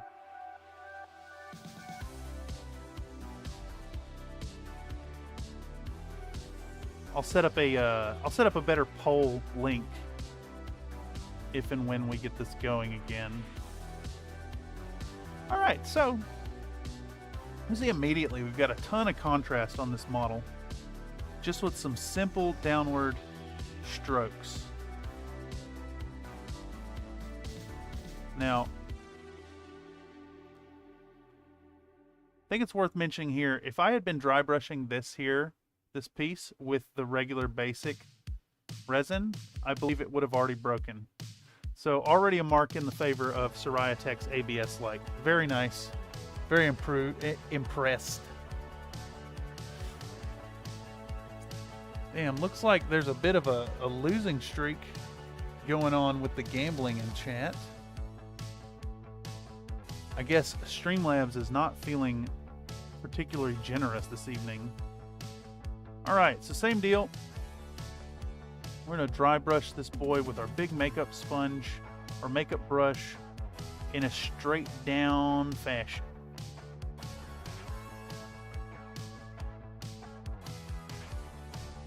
Now, I guess I'm deviating a little bit on the weapon, but that's just because the angles are forcing my hand.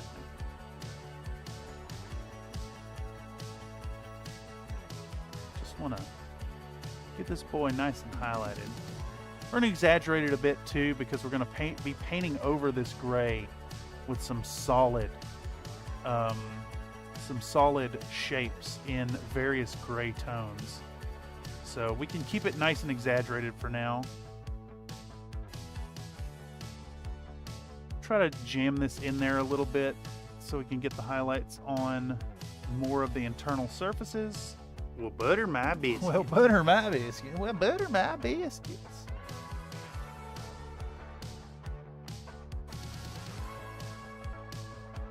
All right. And a double helping of gravy. And a double helping of gravy. Man. I do love some biscuits and gravy, y'all.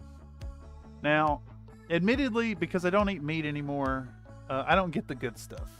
I'm not getting that sweet, sweet sausage gravy. That said, and I know I've mentioned it before, my mom has worked out the perfect biscuits and gravy for me. And anytime I'm in town and we do like the family get-together breakfasts, she has made some very nice biscuits and gravy for me that, you know, other than the fact that it didn't have the chunks of sausage in it, I don't think most people would know it was vegan. Shit's good, y'all. Shit's real good. That said, she's also figured out lasagna. Lasagna for me. That I likes a lot. Okay, let's toss a lasagna in the chat. Exclamation point lasagna. See if Nightbot, not Streamlabs, is feeling generous. Is that gonna go through? Yeah, there it goes. Way down. Oh shit, I gave myself the lasagna. Whatever, it's my lasagna.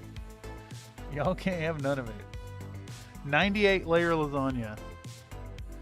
Thing would be like a foot thick. Didn't Babish do like 100 layer lasagna or something? Sounds familiar to me. I swear I remember 100 layer lasagna over theirs. Alright. Yeah, he did. Yeah, okay. Yeah. Talk about a success story. That Babish character.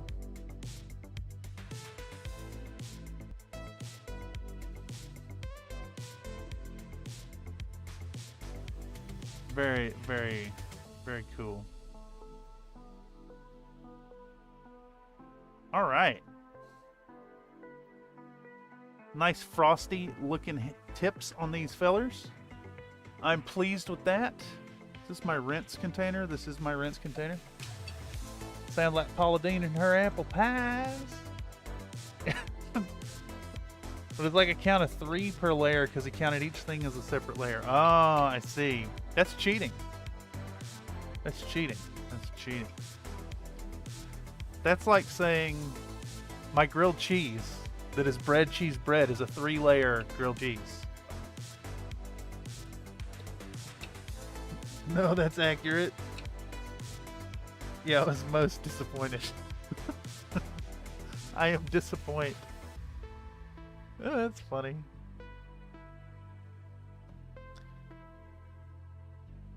All right.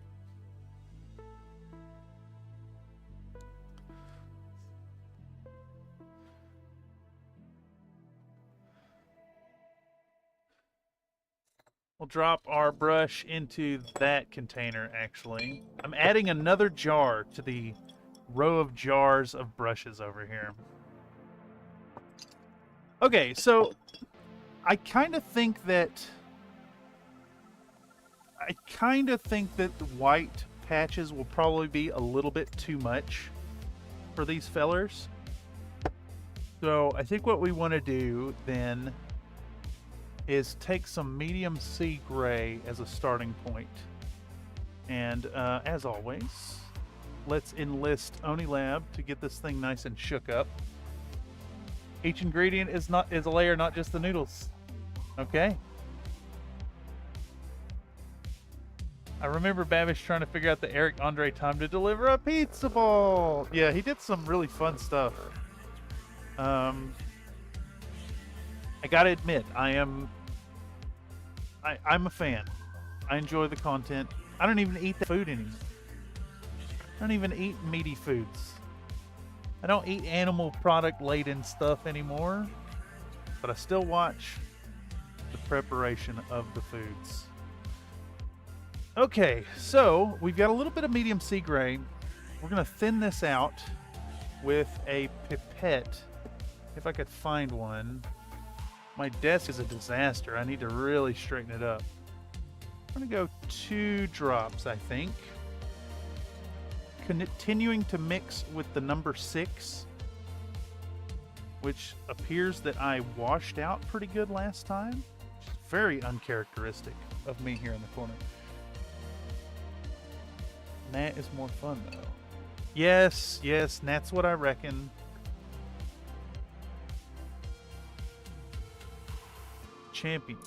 Champions all. Let's pick out a nice small brush here. How about you? This is a 3-0 round. It looks like it still has a decent tip. Not just supporting other Nates.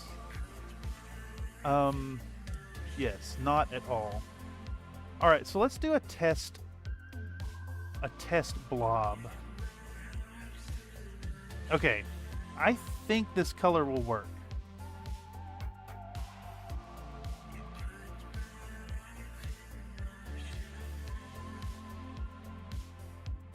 Alright, and what we're going to do here is we're just going to paint big squares on these models at random. And I think the way to do this, the way to like make this work, is I'm going to count and do 10 of these. I'm going to count and do 10. And then I'll move on to the next model and then do 10. And that way we can we can keep going around the models until we have like a decent distribution of these patterns. They're going to be roughly square shaped. It's okay if they're a little off because we're gonna lay these things out and get them all over the place. We'll be hitting these models again with a little dry brushing action. Later, we'll be hitting them with an ink wash, so we'll derive our details there. It's 3. We're not going to worry about the weapon arm, the melee weapon arm. We'll do number 4.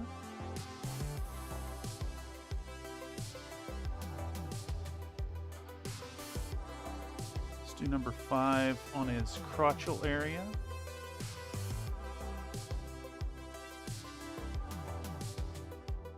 And of course, you know, this is not a technique I know. I'm making this up as I go.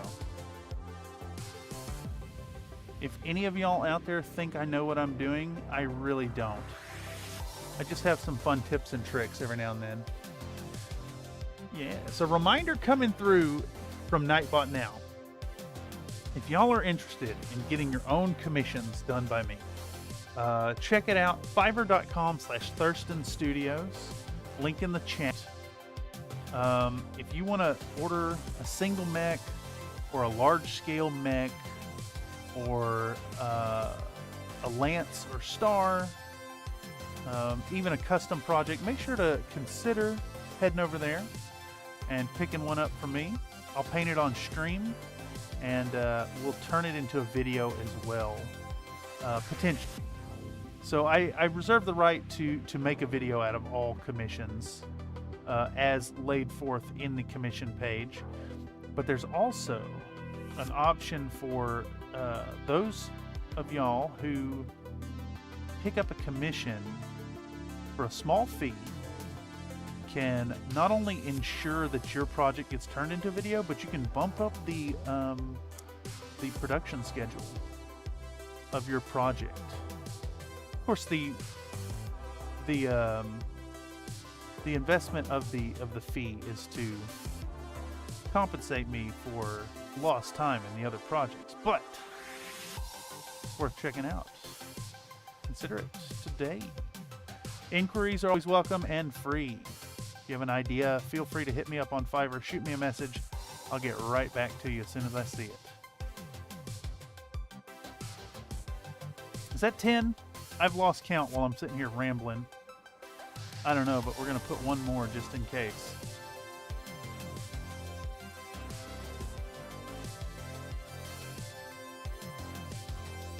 Put these medium sea gray bits on the boys. Boom, next one. Next.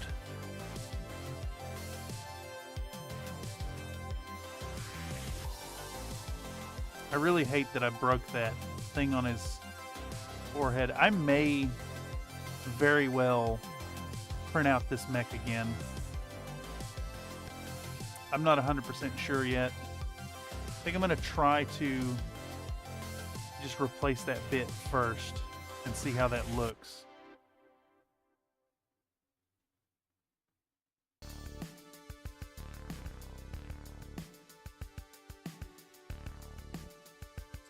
So it goes to show that this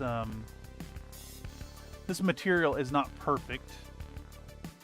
It's not going to be immune to shattering, especially little fragile bits. That's 3 pieces. Let me get this zoomed in for y'all. Let me get this zoomed in a little bit there. There we go. Full screen projector preview. Is that focused like at all? Yeah-ish. As long as I hold it close to the mat. I keep getting tempted to turn back on the autofocus, but I don't think it's going to work, especially with this one. The gray would just get lost.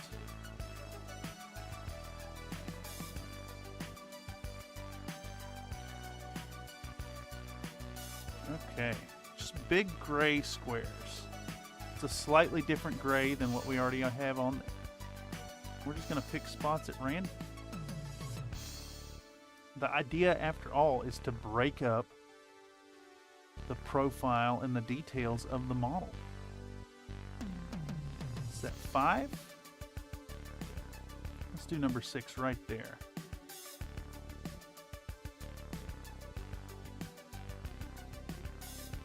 I'm seeing some more supports scarring now that we're doing this. It's 5. Let's put a 6th one right up here under that arm. Pow. We got this nice and thin, so it just, you know, slap it on and should fill in where we want it. Well, tiny little bits will always be fresh. Yeah, exactly. If you'd like to make a commission, just give them a call around 9 a.m. If you want to give me a call around 9 a.m., I cannot guarantee that I will not yell at you for calling me at 9 a.m.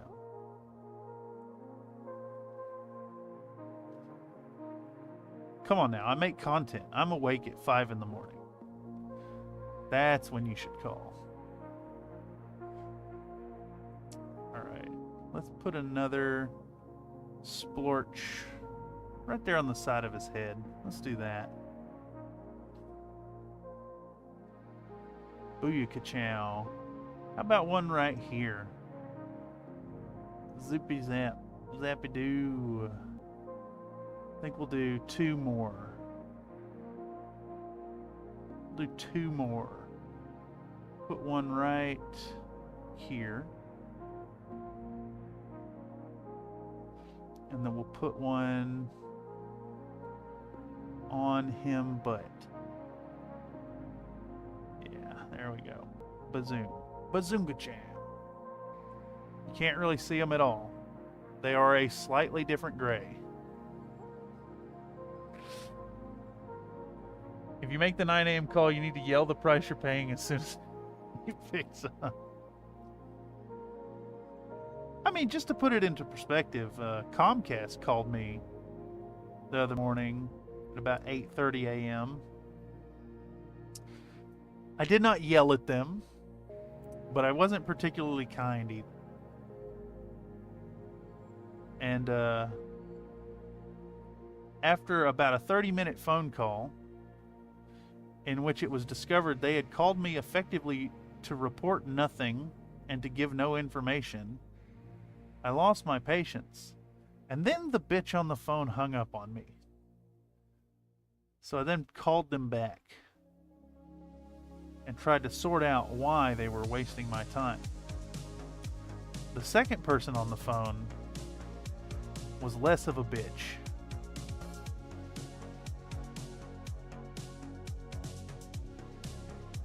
And on that topic, all I'm saying, if you're going to work customer service on the phone, you need to have the patience of a saint. Because I know for a fact there are worse people than me on those lines. Let's put one right here. Put one right here. Boom. I don't know how many of these we've done. I'm just rambling. And I've lost count. But we're going to do, I don't know, 5 more of these, maybe. I think this arm is the one that's going to get the bloody. Alright, Hatchetman is a right-armed. Customer service sucks ass. Too many spoiled, selfish, entitled fuckheads. Yes. Yes. Though, I will also add that there are times when customer service should help, and they refuse to do so. And I've run into that quite a bit, especially with Comcast. They're the worst. I've noticed one thing about Comcast customer service. They are not allowed to tell you that they can't help you, even when they can't help you. And it must really suck for them to have to stick to that fucking script.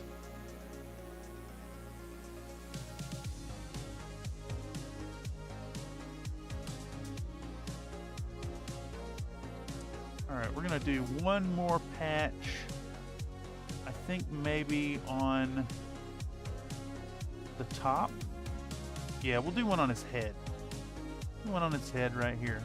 Boom. Break up the patterns. Breaking up the patterns.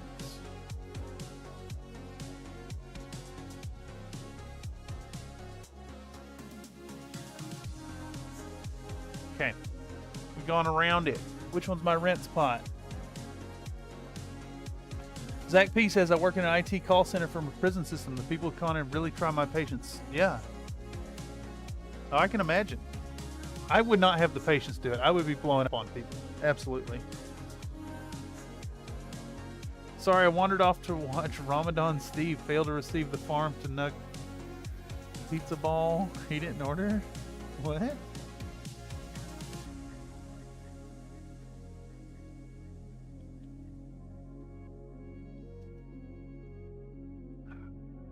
Ramadan Steve. I'm not sure who that is. We're working on some sparkling water today. I made sure to get some snacks before the stream. All right, so I think we want to go in a lighter direction with this stuff now. So we're going to take our white from earlier. I think I'm going to just try a single drop in the medium sea gray first. Well, that's a drop and a half. And if I can figure out where my 6 is, there we go. Let's hit that. Is that substantially brighter? Is you brighter? I think so. I think so. It looks okay. We're gonna roll with it. Add a little bit more water because it's feeling like it's not quite flowing how I'd like it. I want it flowy but kind of saturated still at the same time. Oh, Eric Andre decided the karate instructor was Ramadan Steve as he's being pushed out. Yes, yes, yes, yes. I actually haven't seen a lot of his stuff. Just a few episodes here and there. I don't know how I feel about Eric Andre. I think the man is aggressive. I do know the let me in meme face thing. And I think that's funny. Okay, so we're gonna hit these with how many? How many of this light gray patches? 6, 7. Something like that.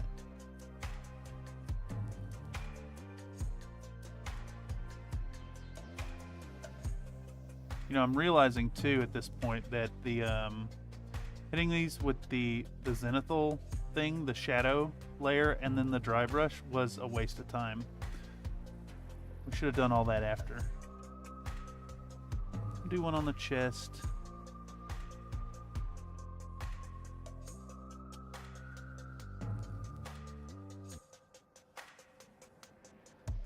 We'll do one over here.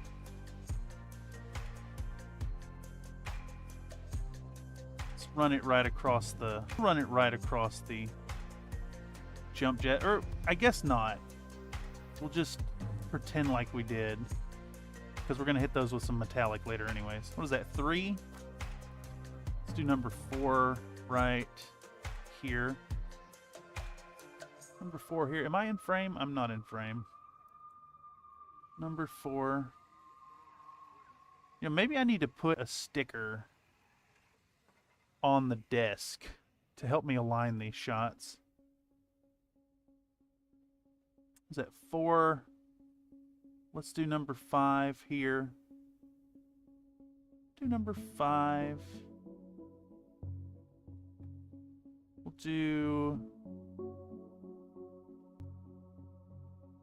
number 6 across this shoulder panel, which I think we're gonna have like the bloody red kind of cover that anyways, but I want it there for the just in case we do like the splattery edge of the red.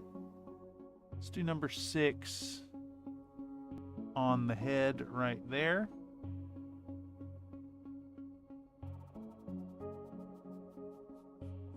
And then we'll do a 7th. Right here. Right here.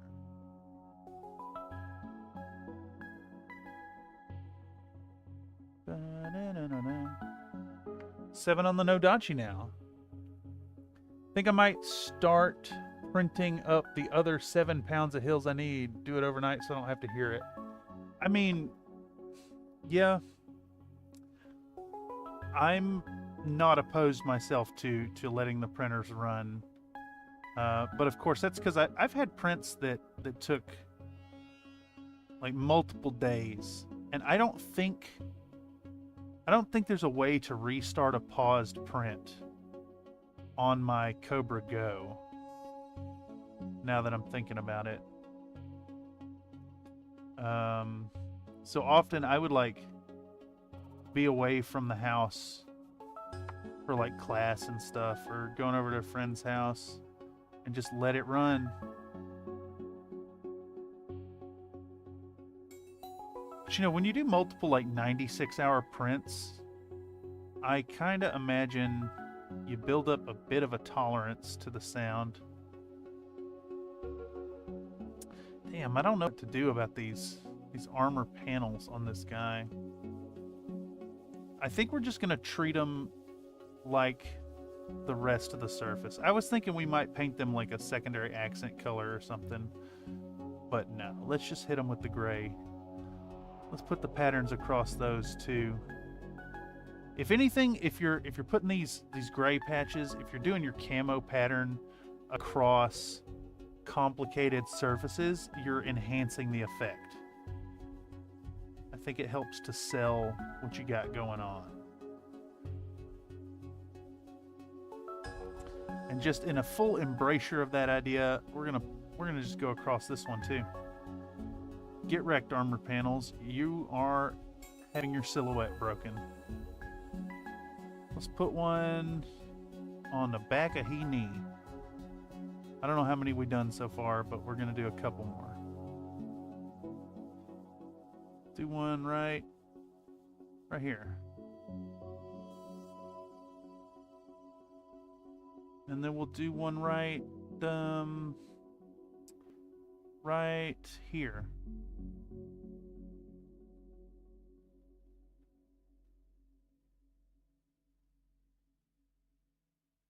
All right, who's next? Who's next? Our man. Our Banshee man. Why sit around watching it? Yeah, easier to break it up if I feel like it. Could load up the plate more, but it'd take like 24 hours to print them. Do half the plate, basically cut it down 12-hour chunks. Yeah. And even if you're there when it goes sideways, it's still a failed print. Why sit around watching it?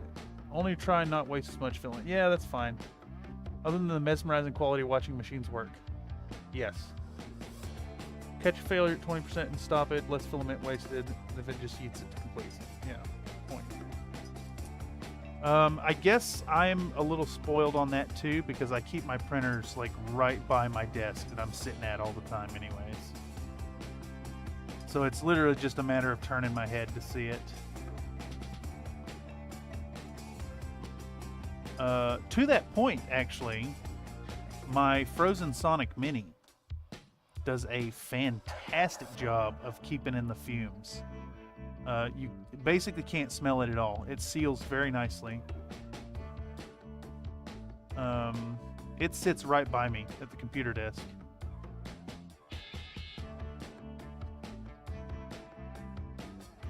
All right, this is our third square.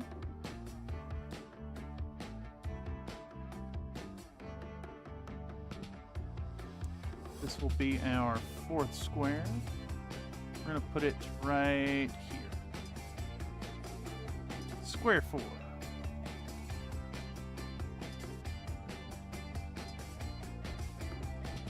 Let's do number 5. We're going to put it right here.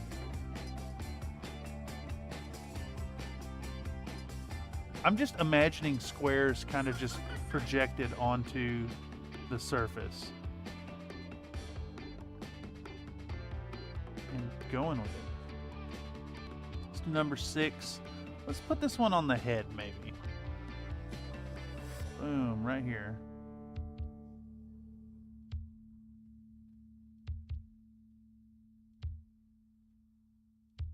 Let's make it a little bigger, actually. Now, let's do 7 on the inside of this thigh right here. No, there's already one there. We'll put it on he. We'll put it on he. Inner thigh. Yeah, let's do it. Boom.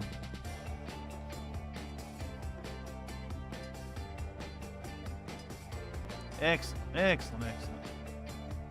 Lovely work. Generally, I just want to be around for the first bit so I can make sure it adheres, etc. Yeah, I feel that. I mean, when I do my stripping, it's literally just, this part looks like it wants a stripe. Skablam, stripey stripe. Heck yes. This is the way. When it tells you that's where the piece goes, that's where you put it. It's like, look, stripey camo. Wow. Yeah, exactly. Happy little accidents.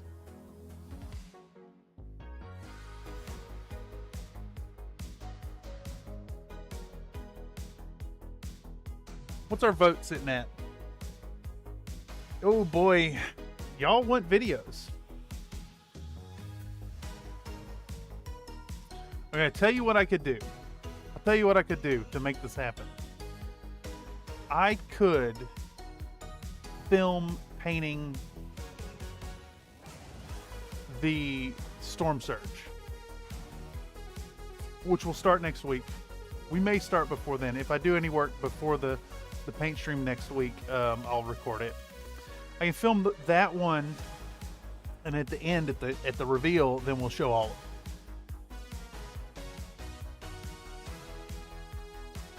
Okay, so next, I want more white in this. We're gonna do 2 drops of white. Bink bonk. We're gonna grab our 6 brush again. We're going to put a single drop of water to thin that white. And we're going to stir away. I think this white is strong enough to overpower that gray, and we get a nice lighter shade. I think this medium sea gray has a little bit of like a brownishness to it. Brownishness.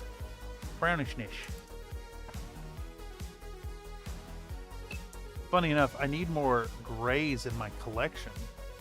I don't think I have any. I just make the gray. I got Adeptus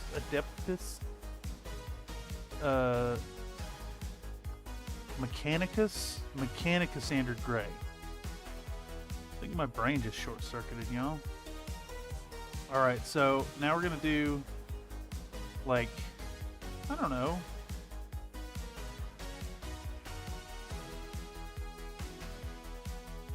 7 of these again. 7's a good number. And now that we've got enough splotches on this thing, what we can do is start setting up our squares where they touch other squares. So there's 2. We can do 3 right here.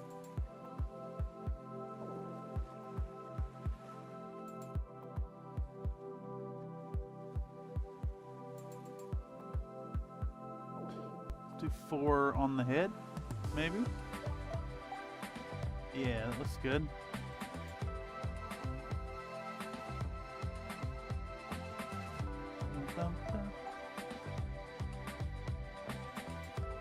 Four will go right here.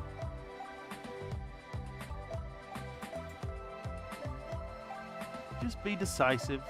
Pick the spot, roll with it. 5 will go right here.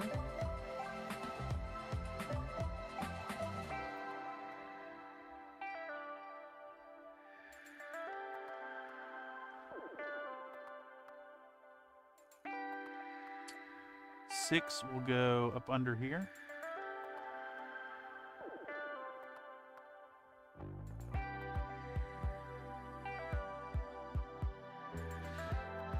All right. 7 will go right here. We're varying the size on these. Sometimes they're big, sometimes they're small.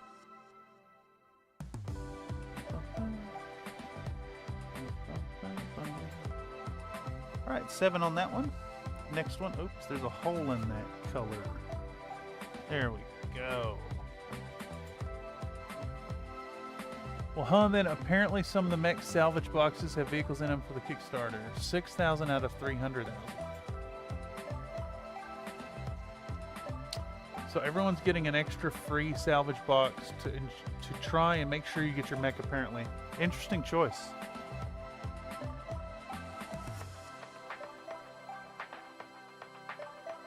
It is very interesting to me that there is such a cross-section of the Battletech community that does not want vehicles. And I know it's like the mechs they got the cool factor and whatnot, but the vehicles, man, there are some iconic vehicles in the game. And really, if you ain't got little trucks and stuff for your mechs to kill, are you really even battleteching?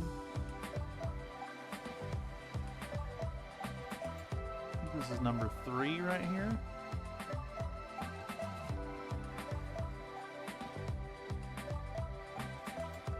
Let's do number 4 right here. We'll make this a big one.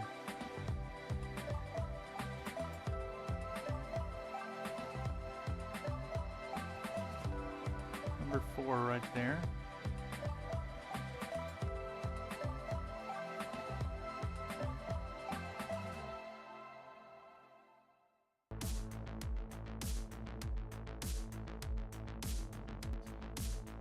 Number 5.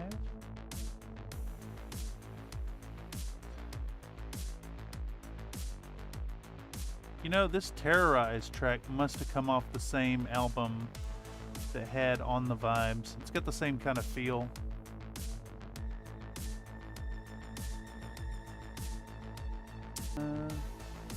Is this number 6 now?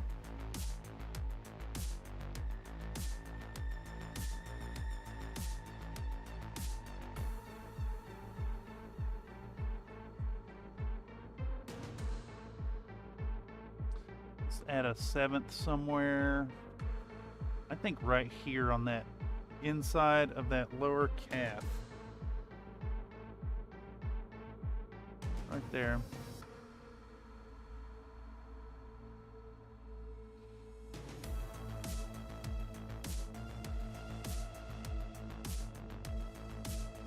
All right, coming along. Interesting. We still haven't been much word about this Australian delivery date for Kickstarter. Yeah. Calixa says it's because people want the 1v1 no items Fox only Final Destination version of Batman. Disgusting. Absolutely disgusting. I cannot believe people out there think Smash Brothers is a fighting game and not a skill-based item collection game. Some people only care about the cat girls with the oversized dongers.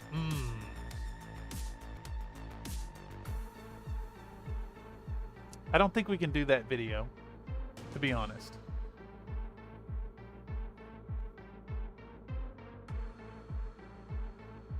I think that might get us in trouble. All right, square 1. Ka-chow. Square 2. Bam, decisive.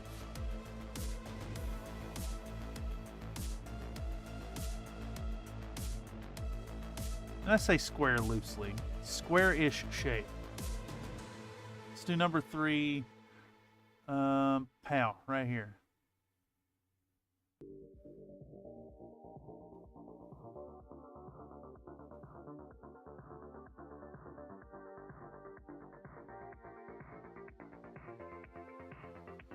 Let's do number 4 on right here. Now, right on his head.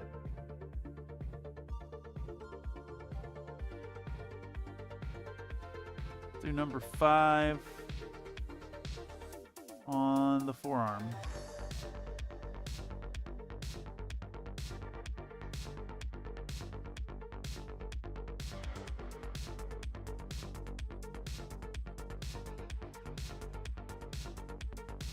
Let's do number 6 right here on these armor plates. Let's actually have it pretty sizable.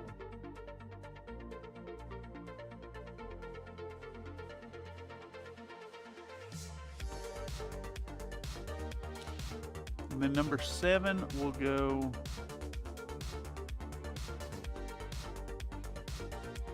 Number 7 will go.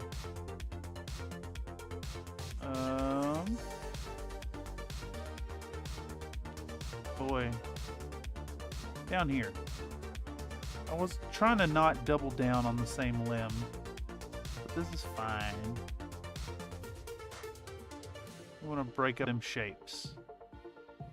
Basically, half of me is looking for like what spot would be the most pain in the ass to make a geometric shape on, and then just going with that.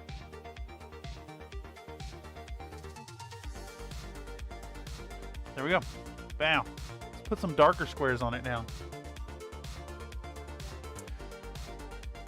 Gotta love that they made it into the Battletech universe. Yeah, well, you know, they're there because of an extrapolation from a single picture, which I think is really funny. You give people an inch, they take a mile, and they put titties and ears on it, cat ears. As far as the Kickstarter boxes go, though, if you bought a mech box, you should get a mech. Not wrong of the customer to expect that. Yes, that is a valid and good point. But hey, everyone, getting an extra box to make up for the mistake is very nice bonus script. I like the Savannah Master, but I'd be pretty pissed if I opened a legendary Mech Warrior salvage box got a Savannah Master. Yeah. Yep. I think you're absolutely correct there. Alright, so we're going to do a little globule, little puddle of that. And then I need my black. We're going to run some Vallejo Model Color Black. We're going to put a drop in it. We're going to put 2 drops of water with our pipette. Blink and Blanc. Mix it up. See how dark this goes. This may not be quite dark enough. Yeah, I think it'll be okay. Let's just work in all that black. There we go.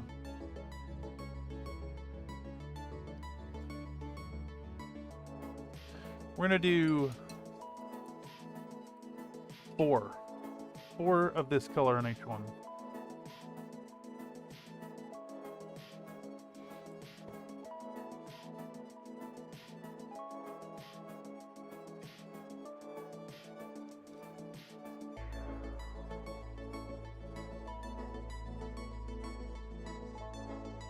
Man, I'm gonna have to watch back the VOD to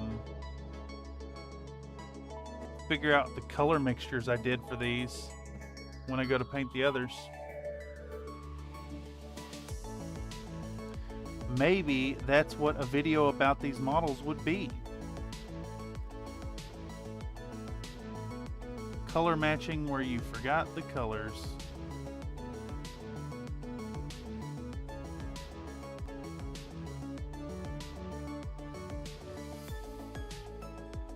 That's it, 4.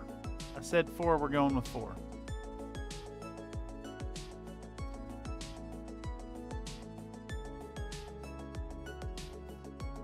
There's 1.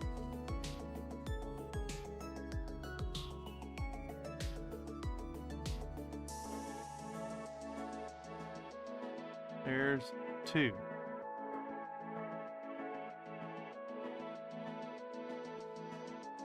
There's 3.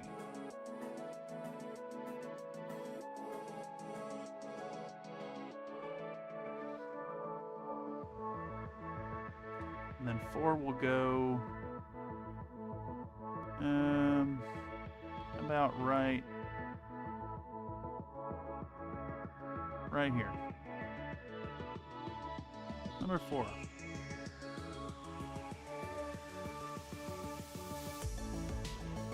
So what we'll do is we'll do the medium sea gray and then 3 steps in either direction.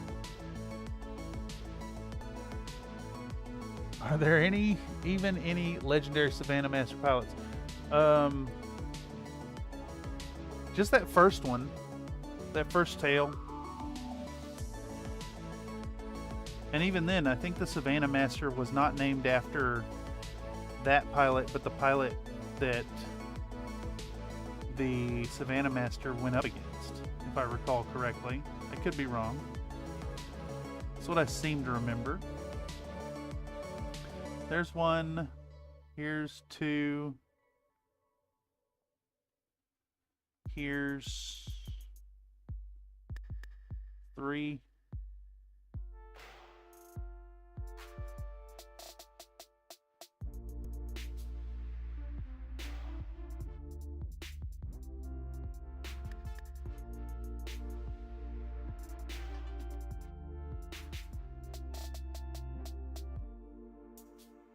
And then where's 4 gonna go?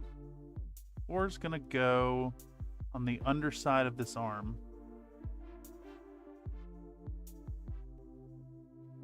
Boom. That's 4. Okay, so we're gonna put a little more black into the mix. 8:21. We're approaching 40 minutes left. I think we'll get a good way into these. Named after Savannah Johnson, the mech warrior at Davidian Trial. Yes. Good morning, says Stephen Cross. So what paints are you using for this? Okay, so these boys have been, they've been primed. That's a big part of it. We started with a Stynylrez gray primer. We hit them with an underspray of Stynylrez black from the bottom, developing a shadow, which is a bit of a waste. Then we hit them with a dry brush of Vallejo white. And I went with white instead of the ivory because I wanted to keep the color cold. Since these are Rasalhague, I wanted to try and evoke that. And now we've been working in a mixture of sea gray and white. So we're doing little splotches of color, little squares of color, starting with sea gray, and then we worked 3 steps up by adding white into it. And now we're working 3 steps downwards by mixing black into it for a total of 7 colors of the camo pattern. We may push it into 9 colors and do some small splotches of white and some small splotches of black. So we're gonna do 2 drops of black this time. I'm gonna toss in a little bit of water, and we're just going with it, enjoying what comes of the process. Kicking back. How's our vote looking? 60%. Yeah, people want a video out of this. People want a video out of this. So it might be a struggle to turn into something fun. I could talk about, I think what I'm going to do is talk about it. Like I said, talk about trying to match the colors. We would be working on all the mechs right now, but I printed the wrong mechs. I don't even know how.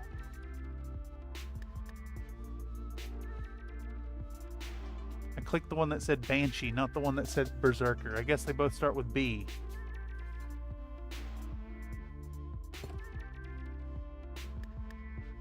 I'm very disheartened at that. And this black don't want to mix into this gray. Mix already, please.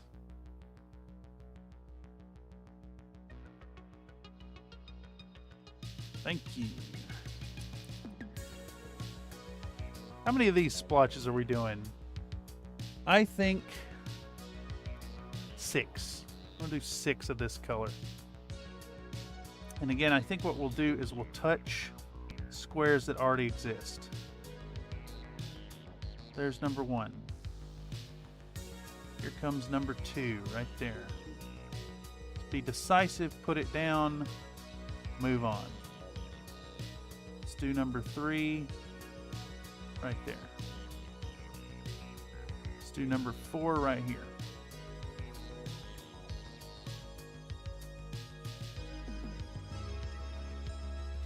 Let's do number 5 right here.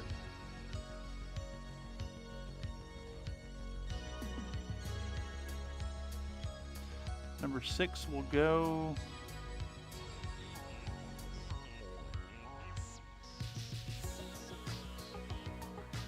on the side of the face. Now, we'll actually expand that one out a little bit this way. I think that will look interesting. That's 6. We'll do the next one. Banshee. How about right there? Boom. Immediately where I see. 1. We'll go 2 right here.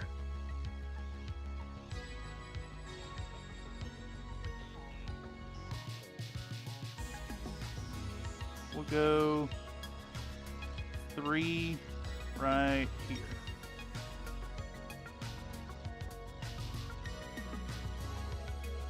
Right there. We'll go 4 right here.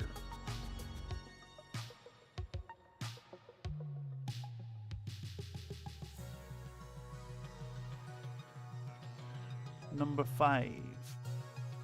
Go on the inside of the arm. Nope. Yeah, that's kind of not showing up at all. We'll compensate by making it a real big one.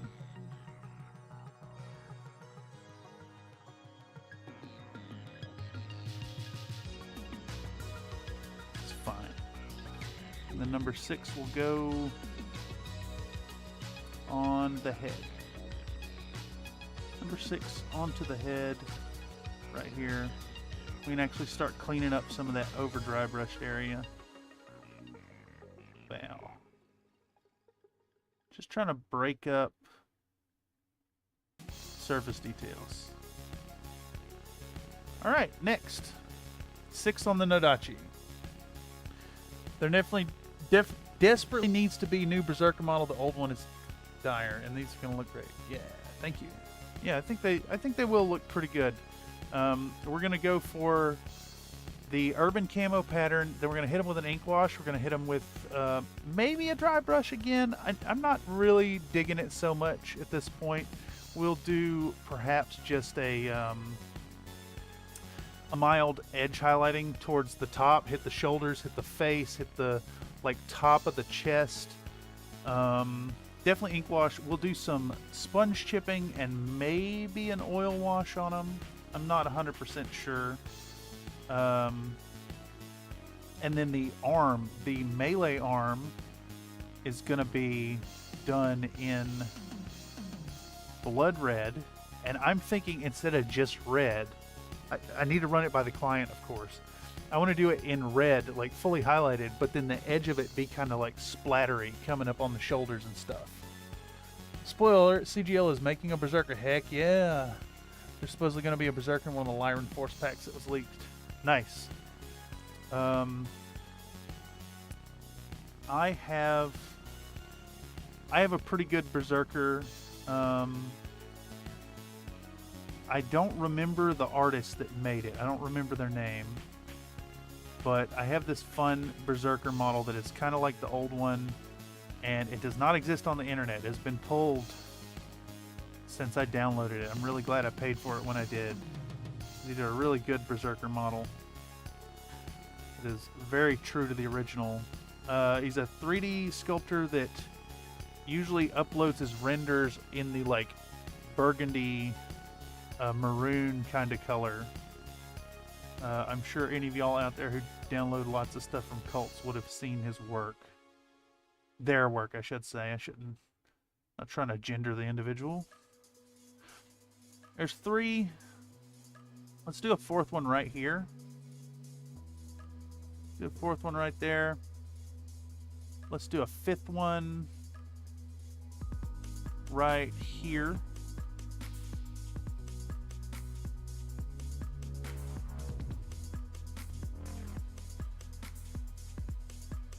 And then a 6th one, I think, how about right here?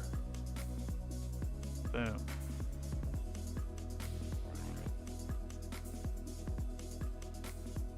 Okay. That is 1 step down, right? No, this is 2 steps down towards black. So we're going to do 2 more. Uziel, I think. Yes. CGL showed it at the con, so it was leaked by them. I think it's Berserker, Hollander, Axeman, 2N, Repose, another one I forgot. Yeah. I love the Zerker, but the old model looks like it was made by Apple to be child-friendly with all those smooth curves and soft edges. That's a fair point, but I do want to play devil's advocate a little bit for the rounded mechs that are out there and point out that, you know, Battletech is a thriving and large universe. And I think there's a tendency, especially with the MechWare online sculpts out there that exist, there's a tendency for like the design language of the mechs to be kind of homogenized, and especially with the MWO stuff, like it was all made by one design firm, you know, and it looks like it. Even though you've got mechs that look like that would be developed by different companies entirely, they look like they're all made by the same company, and that's just very inaccurate for the universe. All right, so again, this black and this gray just do not want to mix for some reason. But we're gonna make that nice darker color in the middle.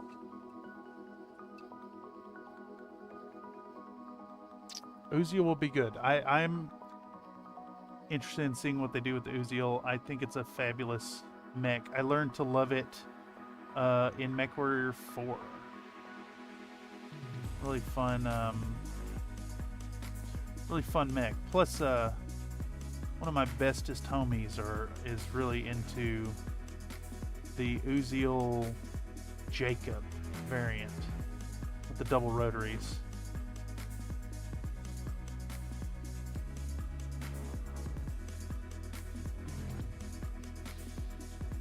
I'm inclined to agree. I've tried it out in Mega Mech a few times. Sorry, I was out of frame for that shot there.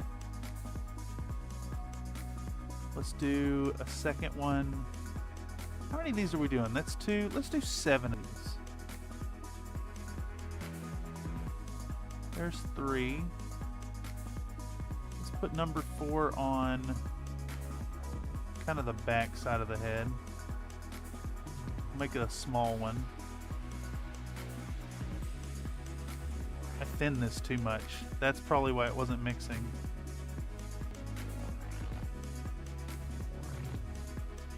Let's do number 5 on the butt.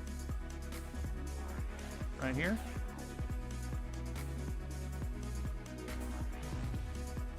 This is somewhere in between my attempt at urban block camo and Splinter. I was a little concerned at my own ability to do the block. So I raised that concern with the client, and we settled on this kind of happy medium. How many is that? That's 3, 4, 5. I got 2 more, I think. I have no idea, actually. Do this one. And we'll do one more. How about up under here, right there in that armpit, in the back of the armpit.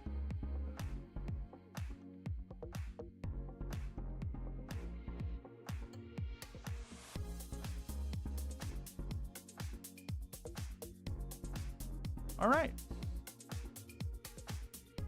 that one works. Next down, Uziel's a very nice looking, yeah.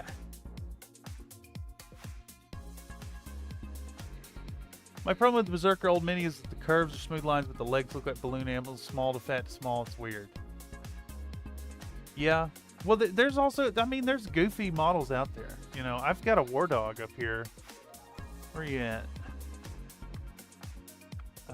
Shit, I might as well.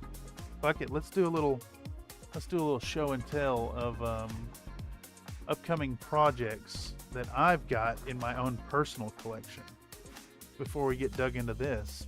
So I want to do I originally picked up this Orion's ON1-K, which comes with the fun Kerensky model. You can't see it. I can't shake it around to show it to you anyways.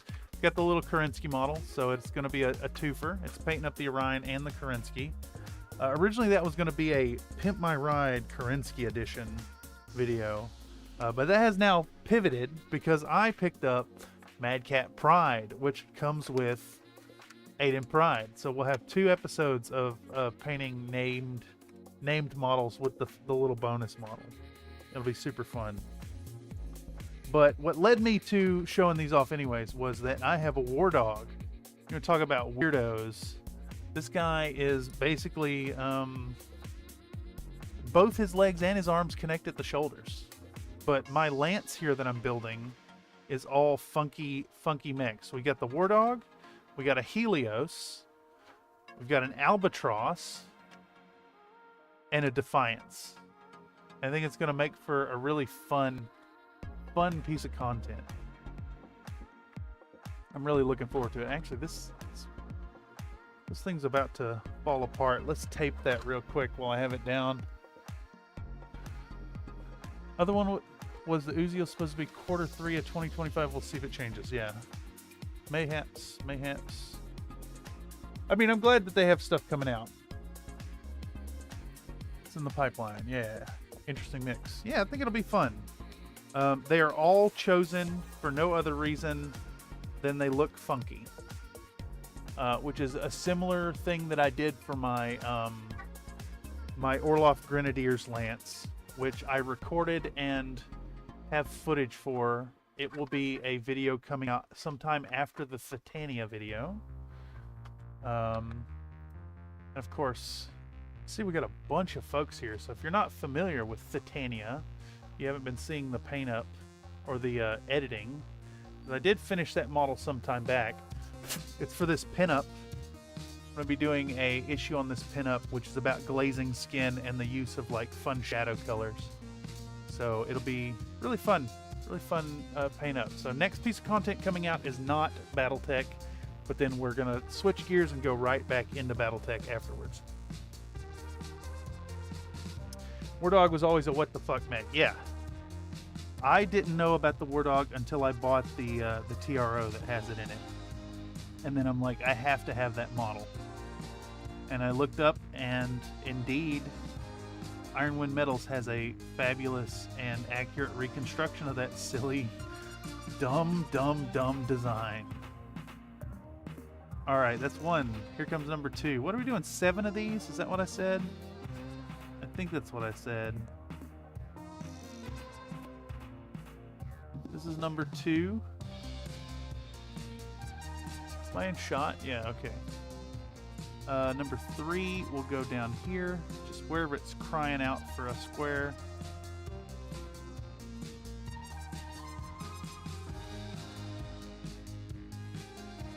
Let's do number 4. Here looks fine.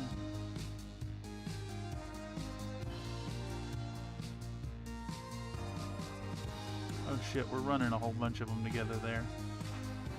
That's fine. Whatever.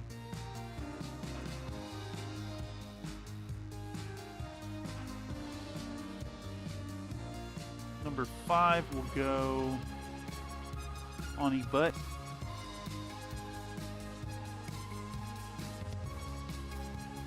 There we go. Number 6 is going to go high on the shoulder.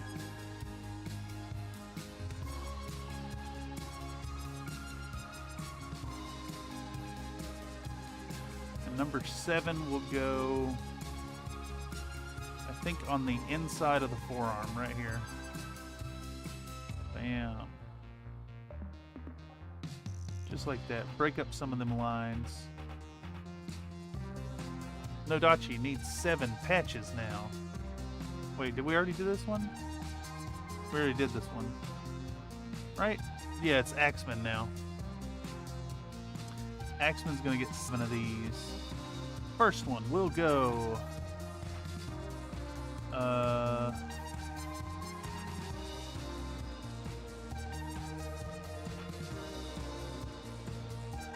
which arm does the Axeman, what arm is the Axeman's axe on? Is it a right arm?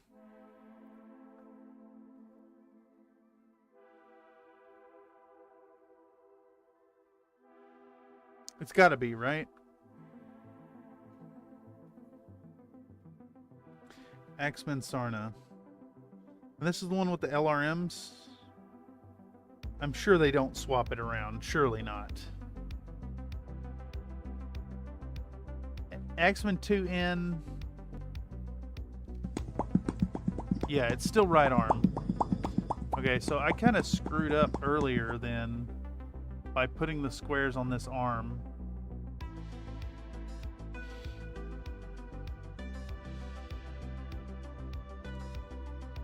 Honestly, I'm almost tempted to paint both the arms, to be honest.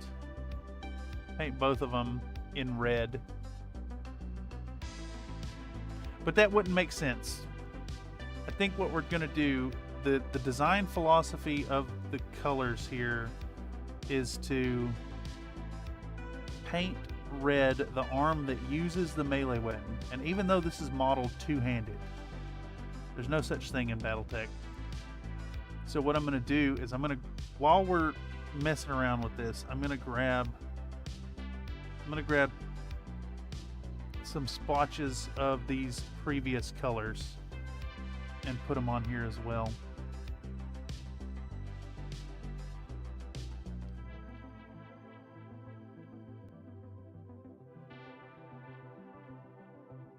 All right, let's get a little dollop of the gray too. Axeman 2N has LRMs and its hatches right arm. Yes. Somerset Axeman toy. Axeman generally has an axe and a right arm, but I don't see whether it would be a reason for being left foot southpaw. Well, like this Banshee. The Banshee's weapon is left arm on this variant. I just want it to be accurate for tabletop purposes. You know what? Do I just give it double bloody arms? Fuck it. Why not? Yinlo Wang nails are in the left hand. Yeah.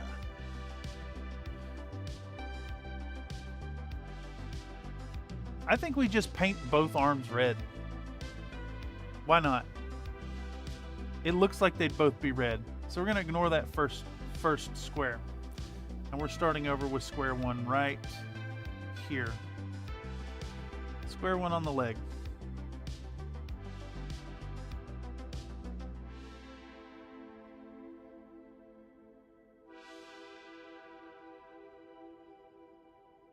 Square two goes on the corner of the chest right here.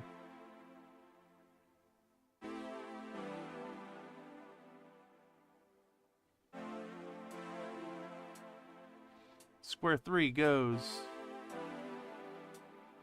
back here.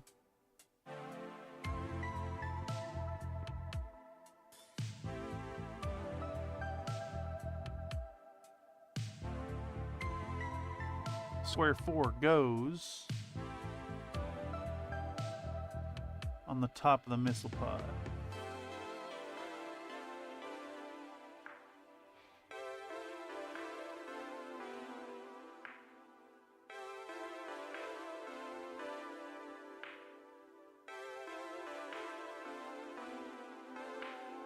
Square five gonna go side of the leg right here.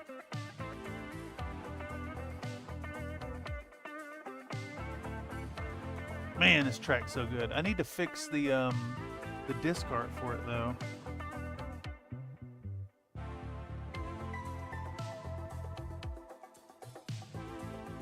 Square six. How about right on that shin? Right here. Gray shin. Pop cat. Pop, pop, pop, pop. Too good. Too good. Love it. Yes, and if you too want to spend your coins, make sure to head over to streamlabs.com/countryfriedmini/cloudbot. Link in the chat. You can spend your biscuit coins on silly little interruptions for the stream, such as gravy and butter and popcat and cream. Okay, it's enough splotches for those. Do one of these. We'll do this.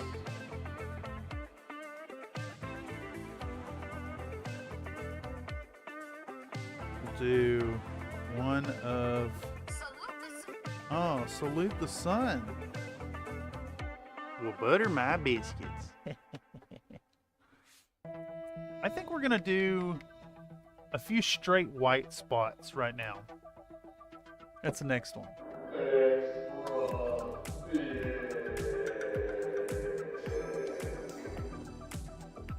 Oh my goodness, what's happening here? Have you ever?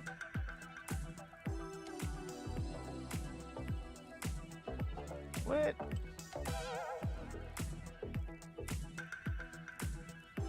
What the heck, dude? Gross. Alright, pure white. We're gonna do some pure white squares. We're gonna do like 6 of them per model, but we're gonna keep them very small. Very small. Try to limit them quite a bit. We don't need big blotches of white. It's extra thick.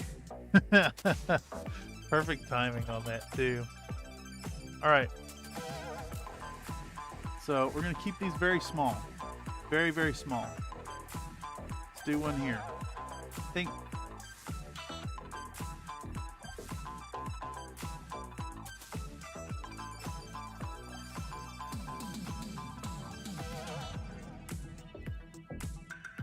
And we got to keep them small in case we screw up and have to expand them. It's too thin now. That extra drop of water that was nearby really screwed up the...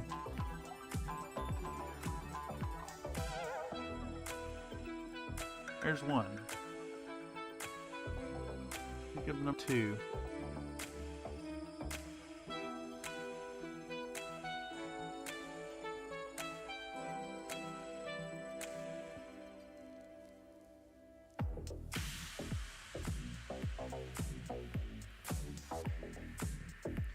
Number 3.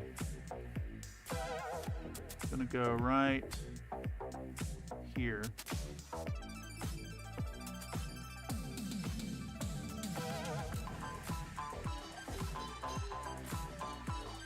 Number 4, gonna go right here.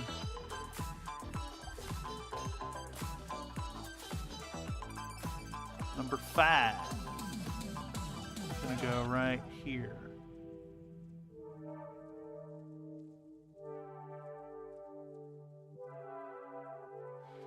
Number 6, gonna go on the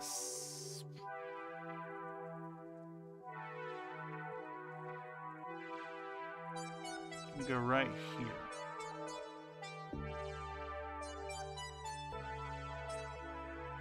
So how many we said we're doing? 6? I'm gonna do a 7th for good measure. I think the white is really breaking things up. Let's do number 7 on the back of the leg here. On the corner of that square.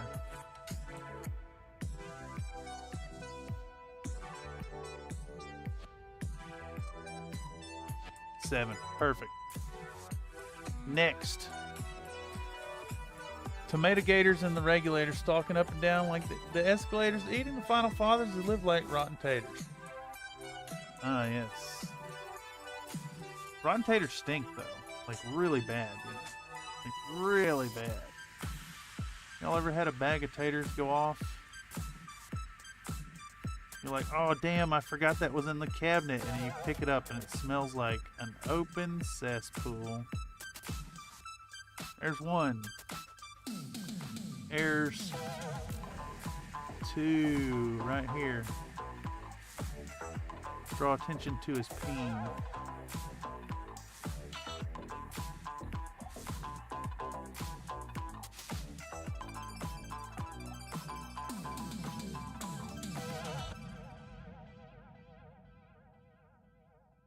And a double helping of gravy.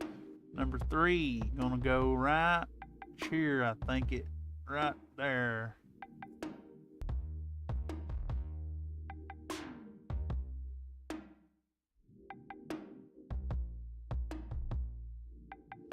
Number 4, we're gonna put on the back of this thigh. Right there, zippy down. Number 5, we want to put up high. How about right here? Run it across that corner. Number 6, we'll put it on the inside of the arm there to break up that. Uh-oh. I might have put my finger in that a little bit. Number 6, we're going to put on the inside of the arm here. Very small place. Dippy-doo. Dippy-don't-ski. And then we'll put this one, this last one right here. Booyah-ka-chow.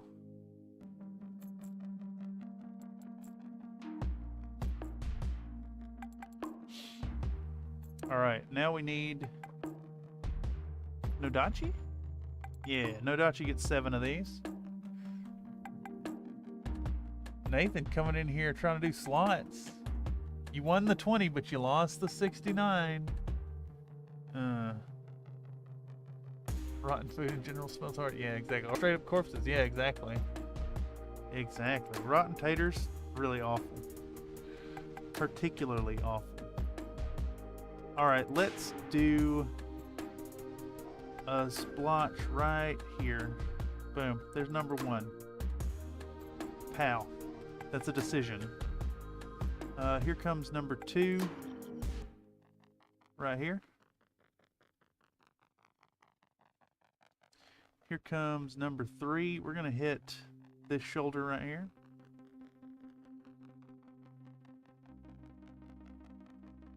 We're going to hit number 4 right on top of the head.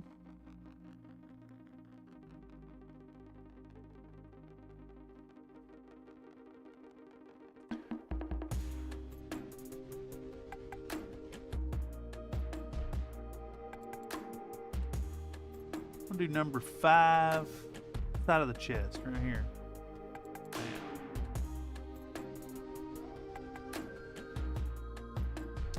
Number 6 should probably go on the arm. Let's put another, let's clean this one up a little bit while we're at it.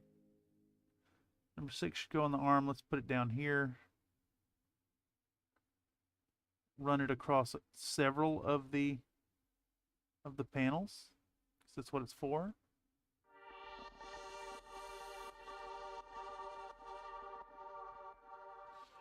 And then the last one, that needs a second coat. Last one should go, how about on the leg? How about on that leg towards the inside of it somewhere? Right there.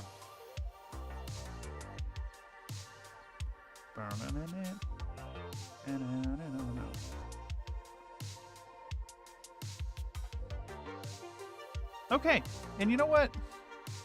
We're close enough to the end. We're 7 minutes out that we're gonna consider wrapping this up. Let's recap where these fellers are at. They're starting to look spotted and have their silhouettes broken up.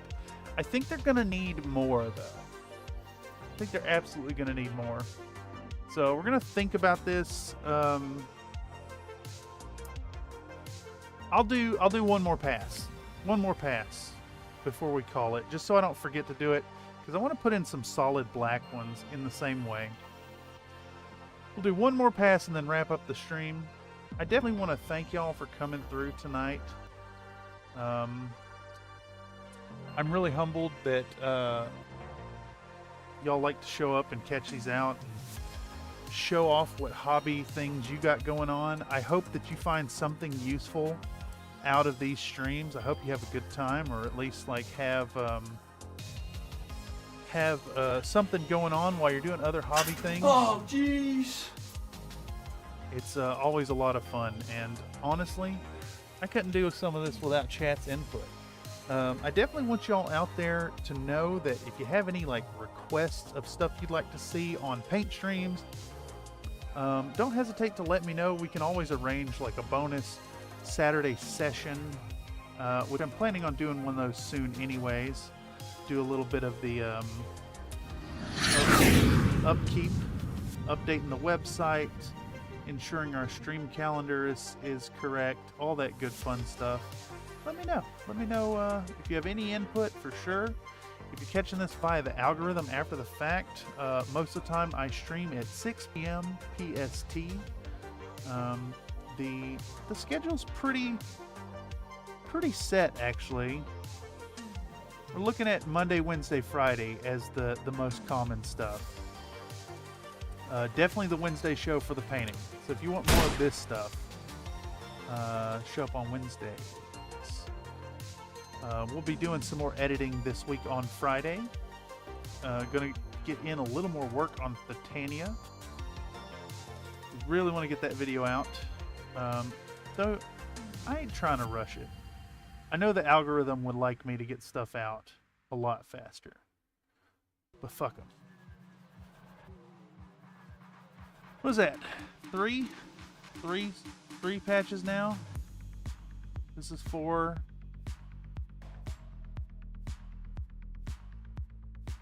Let's do about number 5 right here.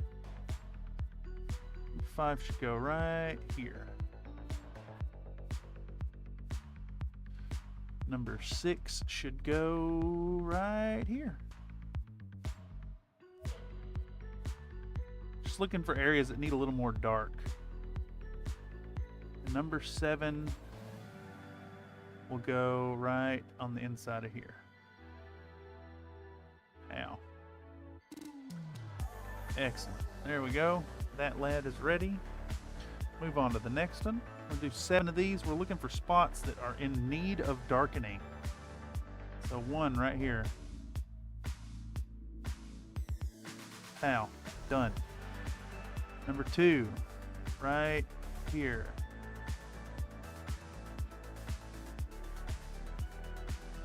Number 3 gonna go right here.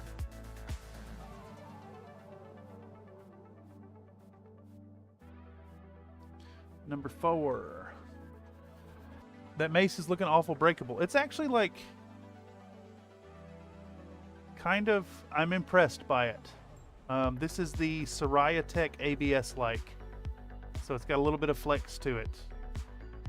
I was actually just mentioning that earlier. The whole fragility of models because of the sculptors. Sculptors have access to like really powerful tools that let them zoom way in and do fine and fun little details on their models. And in doing so, I think a lot of modern 3D sculptors lose sight of the fact that these are minis and they're going to be painted at miniature scale. And in doing so, they tend to make parts that are a little too small for details, a little too small for durability, etc. And I mean, I don't blame people for it. It's just a side effect of our modern digital culture. How many is this? This is 5 now. 2 more. Let's do one right back here.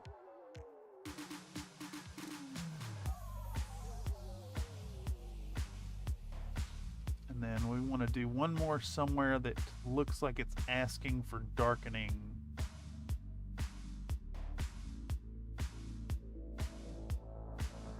I think right up here, right there.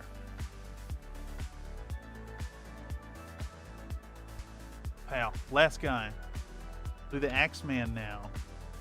Axeman gets 7 splotches, and then we'll call this stream for the evening. Did TTT get demonetized this week? You know what? That's a good... Let's find out.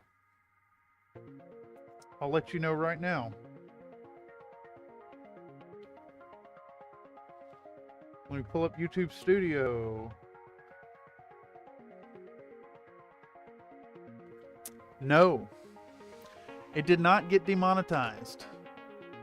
And to be fair, I don't think the other one got demonetized. It just got like, it got the yellow check mark.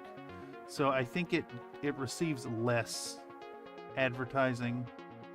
It was all the dongs drawn. I think he just really overdid it.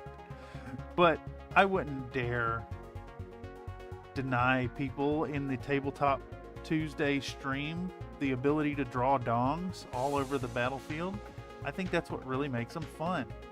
And for those of you who don't know, last night we had our bi-weekly Tabletop Tuesday, TTRPG Tuesday, where we run a virtual tabletop through Tabletop Sim, playing tabletop games. And people can disrupt it by summoning slimes and re-rolling the dice, and any super chats given during those events count as a statement from the Dungeon Master. Someone summoned mustard gas yesterday. It was a lot of fun. Those are also intended to be community events, so all the time when I'm talking about channel membership, you know, for as little as $1 a month, you can have access to a badge next to your name, biscuit-based emojis in the live stream chats, as well as priority consideration when joining up in these community stream events like our Tabletop TTRPG Tuesdays. So definitely consider supporting the channel that way. How many are we up to here? I think we need to do like 4 more of these. We'll do a little one right here. Now. Do one right here. I lost count because I was waffling. We'll do one more. This front thigh is screaming for a dark patch. It says, I need a dark patch. Oh, no. Alright, these are coming along alright. They're going to need some ink washing. They're going to need some love. I've got some other models that are being printed out, but what we're going to do, I'm going to try to put a little extra work in them before Wednesday and get us to a position where we can finish these up next week. Hopefully, fish sticks are allowed. Yes, I think that's accurate. Where are we sitting at? So, man, people really are pushing for Battletech vids. I'm not 100% sure I'm actually going to film these. I don't think they'd make for super interesting content. Like, I don't have a tale to tell here with the with just painting squares and stuff on them. That said, I do have some other stuff coming up, some really fun Battletech stuff that we're going to turn into videos for sure. So I think I'm going to stand by my statement, by my veto earlier about the when it was tied earlier. And if you out there catching this after the algorithm and think that I'm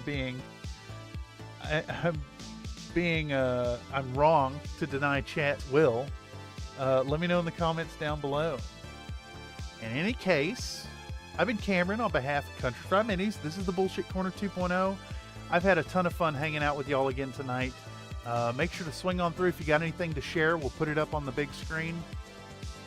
And as always, I couldn't do any of this without y'all. So thank you so much. Give us that deep lore. I don't know what you mean by deep lore. I'm pushing for more silly cats. We should do some cat video of some sort. I don't know if I have any cat models ready to go, but I'll keep an eye out for them. I know I do have some 3D prints, STLs that I could print out to do. So we'll do some more cat stuff.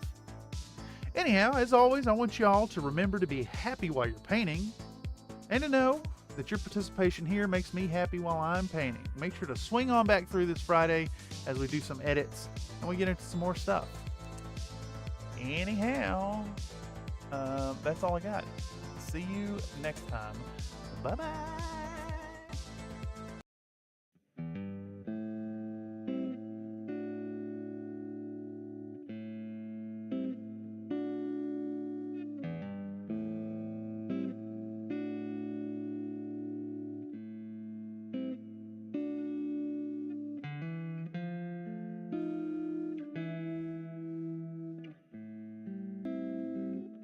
you sheeshing me?